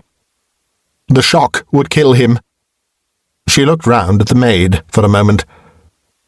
"We are afraid that he has not been quite right in his mind since his wife's death." I could not conceal my consternation at this intelligence. I began to feel thankful that Alwyn had not come with me to such a house. Lady Throgmorton saw that she must tell me something more. He would not believe that she was really dead for a long time. Then he had a special coffin made for her, in the hope that she might come to life again, and he has told me that Eleanor would have appeared to him, if she really were dead, to assure him that she still remembered him in the other world. I considered these extraordinary statements in my mind before replying. "And are you sure that it would not be the wisest course to let him know what has happened, and give him the chance of seeing whatever you have seen?" Lady Throgmorton turned to the woman behind her, and made her administer a dose of some restorative before she answered this question. "I dare not run the risk. If he saw what I see every night, it might unhinge his mind altogether. The apparition is—" She paused, and seemed to pick her words. "Is not a natural one. It is strange and horrible." A convulsion passed across her face as she made this declaration. The rouge cracked on her cheeks, and the pearl powder went in flakes. The maid interfered suddenly, addressing herself to me. "I think you had better leave her ladyship now, sir. It will be bad for her to talk any more." I rose, murmuring some polite expression of regret, and got out of the room as best I could. It seemed to me that I had got entangled in some very alarming mystery, and that the only prudent thing for me to do would be to quit the Abbey as soon as possible, and not return. I passed the time before dinner in strolling through the grounds, as if in discharge of my commission to inspect the premises. At the meal I met the master of the house for the first time. He was not a very young man, some age between 35 and 40, and his manner was subdued. But he appeared quite able to perform the duties of a host, and talked to me in a reasonable and business-like spirit about the arrangements for letting the Abbey. "Neither Lady Throgmorton nor myself find it a very cheerful place just at present," he said. "In fact, I am seriously uneasy about my mother's state of health. She has been accustomed to the bright society of foreign capitals, and the quiet, lonely life we lead here has got upon her nerves. I ought to take her to Paris, I expect, or the Riviera." I did not venture to make any direct reference to his dead wife, nor did he make any nearer allusion to the subject. The only other thing of importance he had to tell me was that Lady Throgmorton would give me all necessary instructions. "She has always managed everything here," he explained, "and I think it is a distraction for her just now to have the reins in her hands again. As for the shooting, it is not up to much, and the steward can tell you more about it than I can." Nothing that I saw of Captain Throgmorton was inconsistent with his being in full possession of his reason. But there are such people as monomaniacs, able to take their part in the world without giving any indication of eccentricity, apart from their particular craze, and of course I could only suppose that my host was one of them. But for the fact that the letting of the Abbey promised to be a piece of genuine business, I think I should have declined to have anything more to do with this family. As it was, I did not like to break with a client, and on my return to town I found Alwyn so keenly interested, and so determined to probe the matter to the very bottom, that I unwillingly gave way. She went, as she had proposed, in the character of a prospective companion. I found it impossible to go with her, and could only urge her to wire me in case she felt the slightest uneasiness, and to come away instantly if things took an unpleasant turn. I waited with the greatest anxiety for her report, which reached me on the second morning after her departure. I need only extract the important passages. I arrived safely, and had what I suppose I must call a friendly reception from Lady Throgmorton. I did not see the captain, as Lady Throgmorton's meals were served in her own boudoir, and I took mine with her. I felt a great dislike for the maid, Madeline, who seemed to me to resent my coming.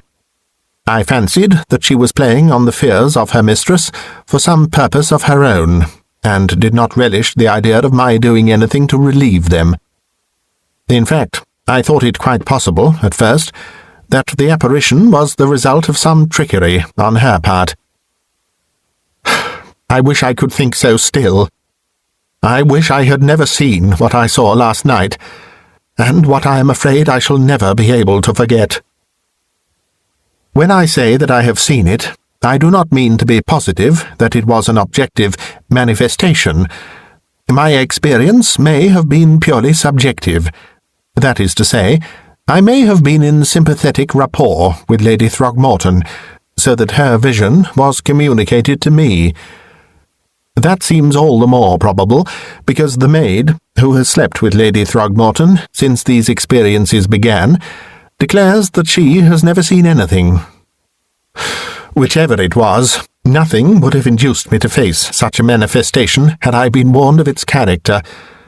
But, as you know, I always consider it necessary that I should be told nothing in advance, in order to avoid the possibility of suggestion. Lady Throgmorton struck me at the outset as a hysterical subject, just the sort of woman to be the victim of a nervous delusion, and therefore I did not much expect to find any reality in her experiences. A bedroom had been prepared for me adjoining her own, but it was arranged that I should actually pass the night in a bed in her room, which was usually occupied by the maid. Madeline was to take the bed in my room in exchange. I will not dwell upon the figure presented by Lady Throgmorton at night, without the paint and the powder which disguised her in the day. She had a table beside her bed for her sleeping draughts and salts, and I noticed that she lay huddled on the very edge of the bed, as though to have her medicines within easier reach. I wanted to have all the lights extinguished, but she insisted passionately on having a night-light, and as she assured me that she had had one burning every time the apparition visited her, I could not very well object. Nothing happened until we had both been in bed for more than an hour. Lady Throgmorton seemed unable to sleep, and kept fidgeting with the bottles beside her, while I lay with my eyes half shut, watching the shadows on the ceiling, and listening to the restless movements of my unseen companion. I was just dozing off, when suddenly I heard an agonized gasp, almost a shriek, from the other bed. In an instant I was wide awake, and sitting up to look round. The first thing that met my eyes in the dim light was Lady Throgmorton, stretched out stiffly in her place, with her head thrown back on the pillow, and her eyes fixed in a glassy stare, like a person undergoing a cataleptic seizure. I followed the direction of her eyes, without seeing anything more, for the first few moments. Then, as I withdrew my eyes from wandering about the room to return to where she lay breathing convulsively, I saw the cause of her terror. There was another person in the bed beside her. I have said in, but I ought to have said on. The figure which met my sight was that of a woman prepared for burial. She lay stretched out in the rigid attitude of the dead, her face and form wrapped tightly round with white linen grave clothes. My heart nearly stopped beating at this silent invasion of the bed of the living by the dead. But the worst was still to come. While I watched, an awful change came over the spectral corpse. The linen wrappings appeared to decay by swift stages, and finally to fall away, and hang in shreds from the appalling thing, for all humanity had left it, which they had concealed. What I then saw, I can hardly bear to think of, much less to describe. And imagine this horror, seen lying side by side with a living woman who seemed to know it was there, and to feel the dreadful pollution of its touch. I hardly know what I should have done if the sight had lasted a moment longer, but with the full revelation of its unutterable loathsomeness, the thing vanished from its place without any apparent movement, leaving me with the sickening dread of seeing it as suddenly return. Common feeling compelled me to go to the assistance of Lady Throgmorton. I had hardly set foot on the floor when she began trembling all over and calling out the name of her maid. The woman, who had evidently been expecting a summons, opened the door immediately and came in. She darted an inquisitive look at me, a look of distrust and even of alarm, I fancied it, as she passed to the side of her mistress, to whom she began giving things out of the bottles. I busied myself in lighting a pair of candles on the mantel-shelf. As soon as Lady Throgmorton was able to speak, I heard her demand, anxiously, "Has she seen it? Did you see anything?" I turned towards the bed, and found mistress and maid waiting for my reply with apprehension. "Yes, Lady Throgmorton. At least, I have seen something, which I expect is what you have seen. A dead body, lying beside you on the bed." She uttered a groan as she nodded her head in confirmation. And did anything happen to it?" she asked in a whisper. I could not suppress a shudder as I answered, "It assumed an appearance of decay."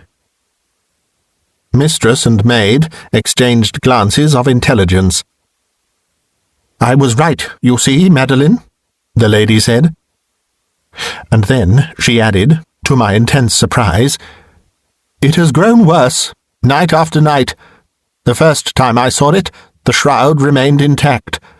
Since then the change has gone on regularly."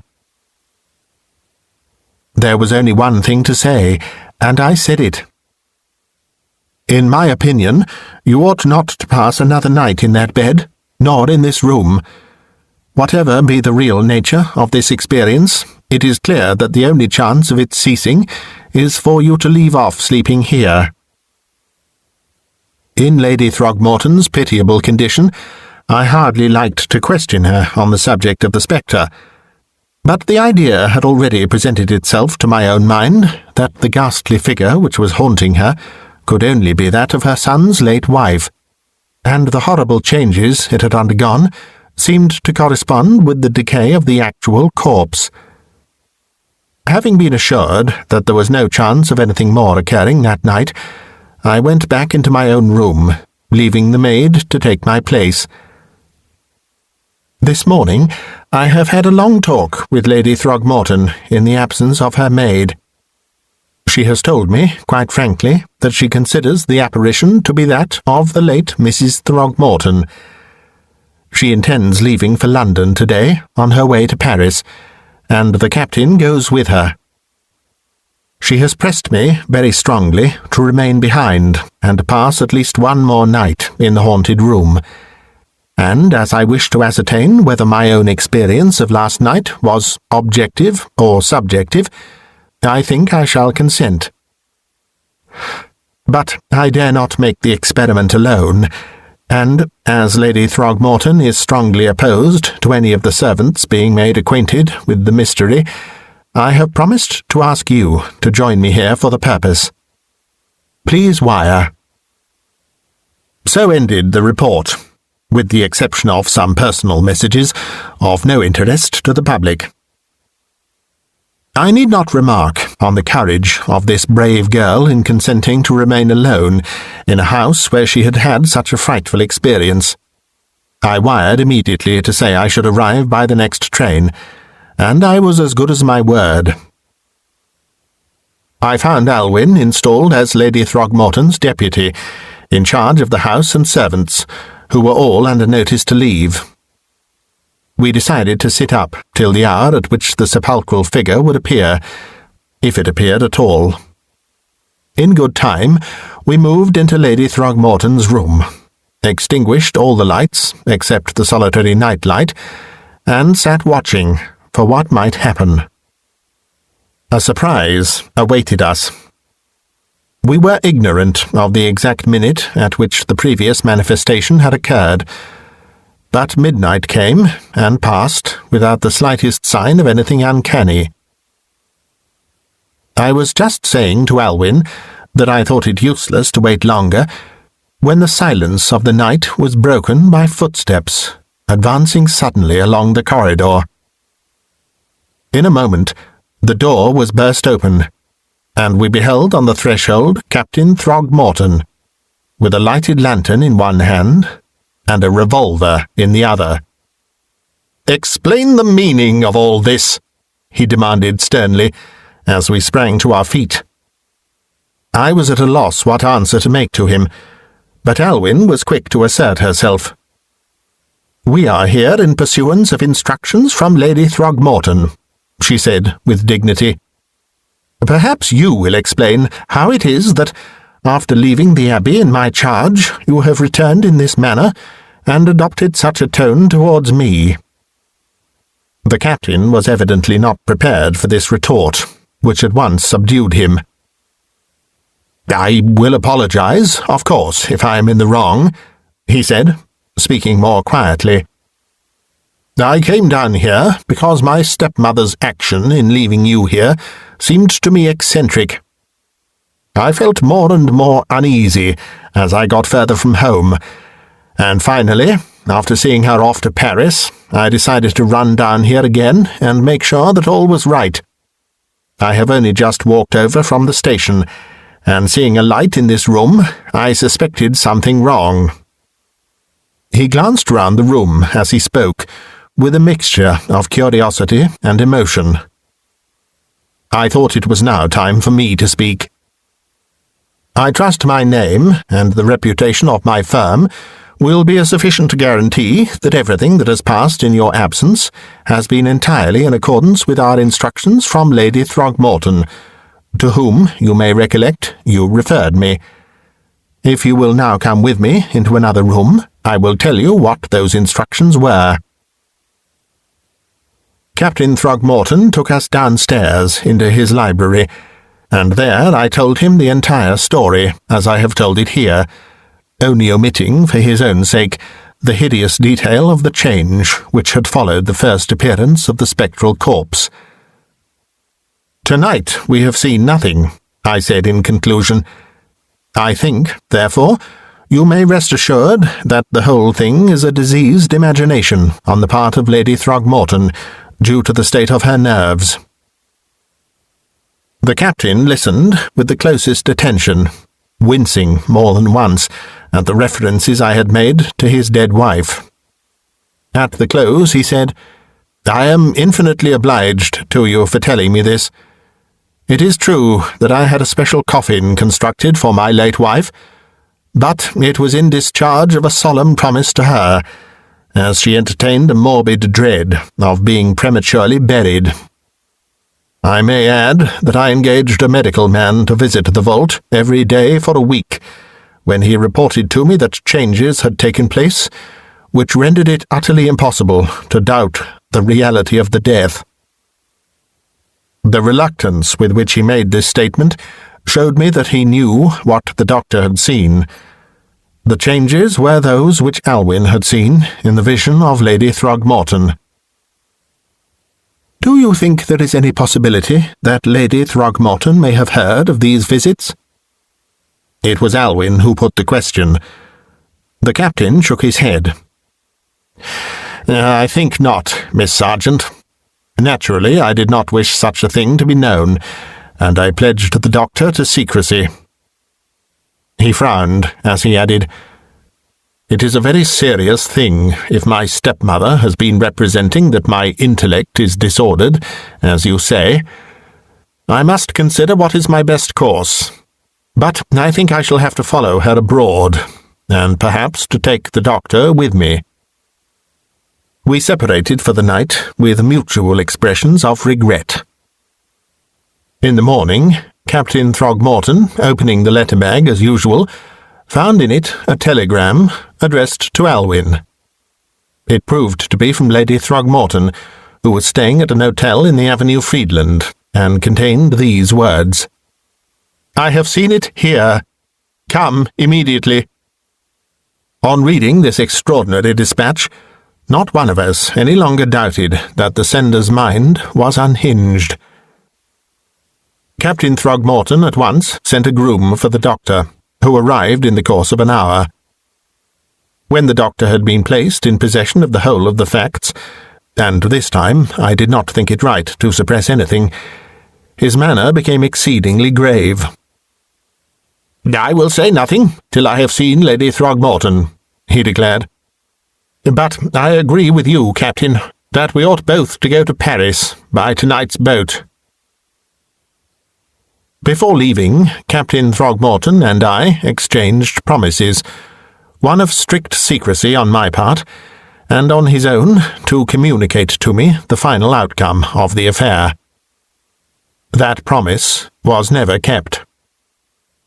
A brief note, so brief as to be almost discourteous, informed me that Lady Throgmorton had been confined, with her own consent, in a private asylum in the Département of Seine-et-Oise, and that is the last I have ever heard from the Throgmorton family. The truth was revealed to me in a singular manner some years after, by the last person from whom I ever expected to learn it, Lady Throgmorton's maid. Having learnt that this woman had presumed to give my name as a reference, I found her out, and threatened her with proceedings. By way of excuse, she pleaded that the death of her mistress had thrown her on the world without friends, Captain Throgmorton having refused to assist her because he suspected her of complicity in his wife's death. That death, she now assured me, was the work of Lady Throgmorton, who was unable to endure the loss of her position as mistress of the Abbey, and of certain family jewels which went with the estate. It had been brought about, or at least hastened, by means of a drug which subsequently arrested the decomposition of the corpse. The doctor, it appears, had already been struck by some unusual symptoms in the case, and again by certain unexpected signs in the decay of the body. On being informed of Lady Throgmorton's visions, or hallucinations, his suspicions were given definite shape, and a full confession was extracted from the wretched woman before her reason finally gave way. Shortly after the somewhat abrupt conclusion of this adventure, a quiet wedding took place, and Alwyn Sargent became Alwyn Hargreaves. I do not think any explanation of my conduct in marrying my secretary is due from me as a businessman.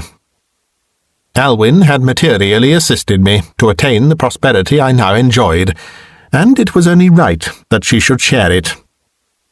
Our continental honeymoon helped to restore her health, which had been considerably impaired by the shocks to which she had been so frequently exposed. I have now given up dealing in haunted property, and my wife will never in the future, I trust, be called upon to exercise her extraordinary gift of clairvoyance.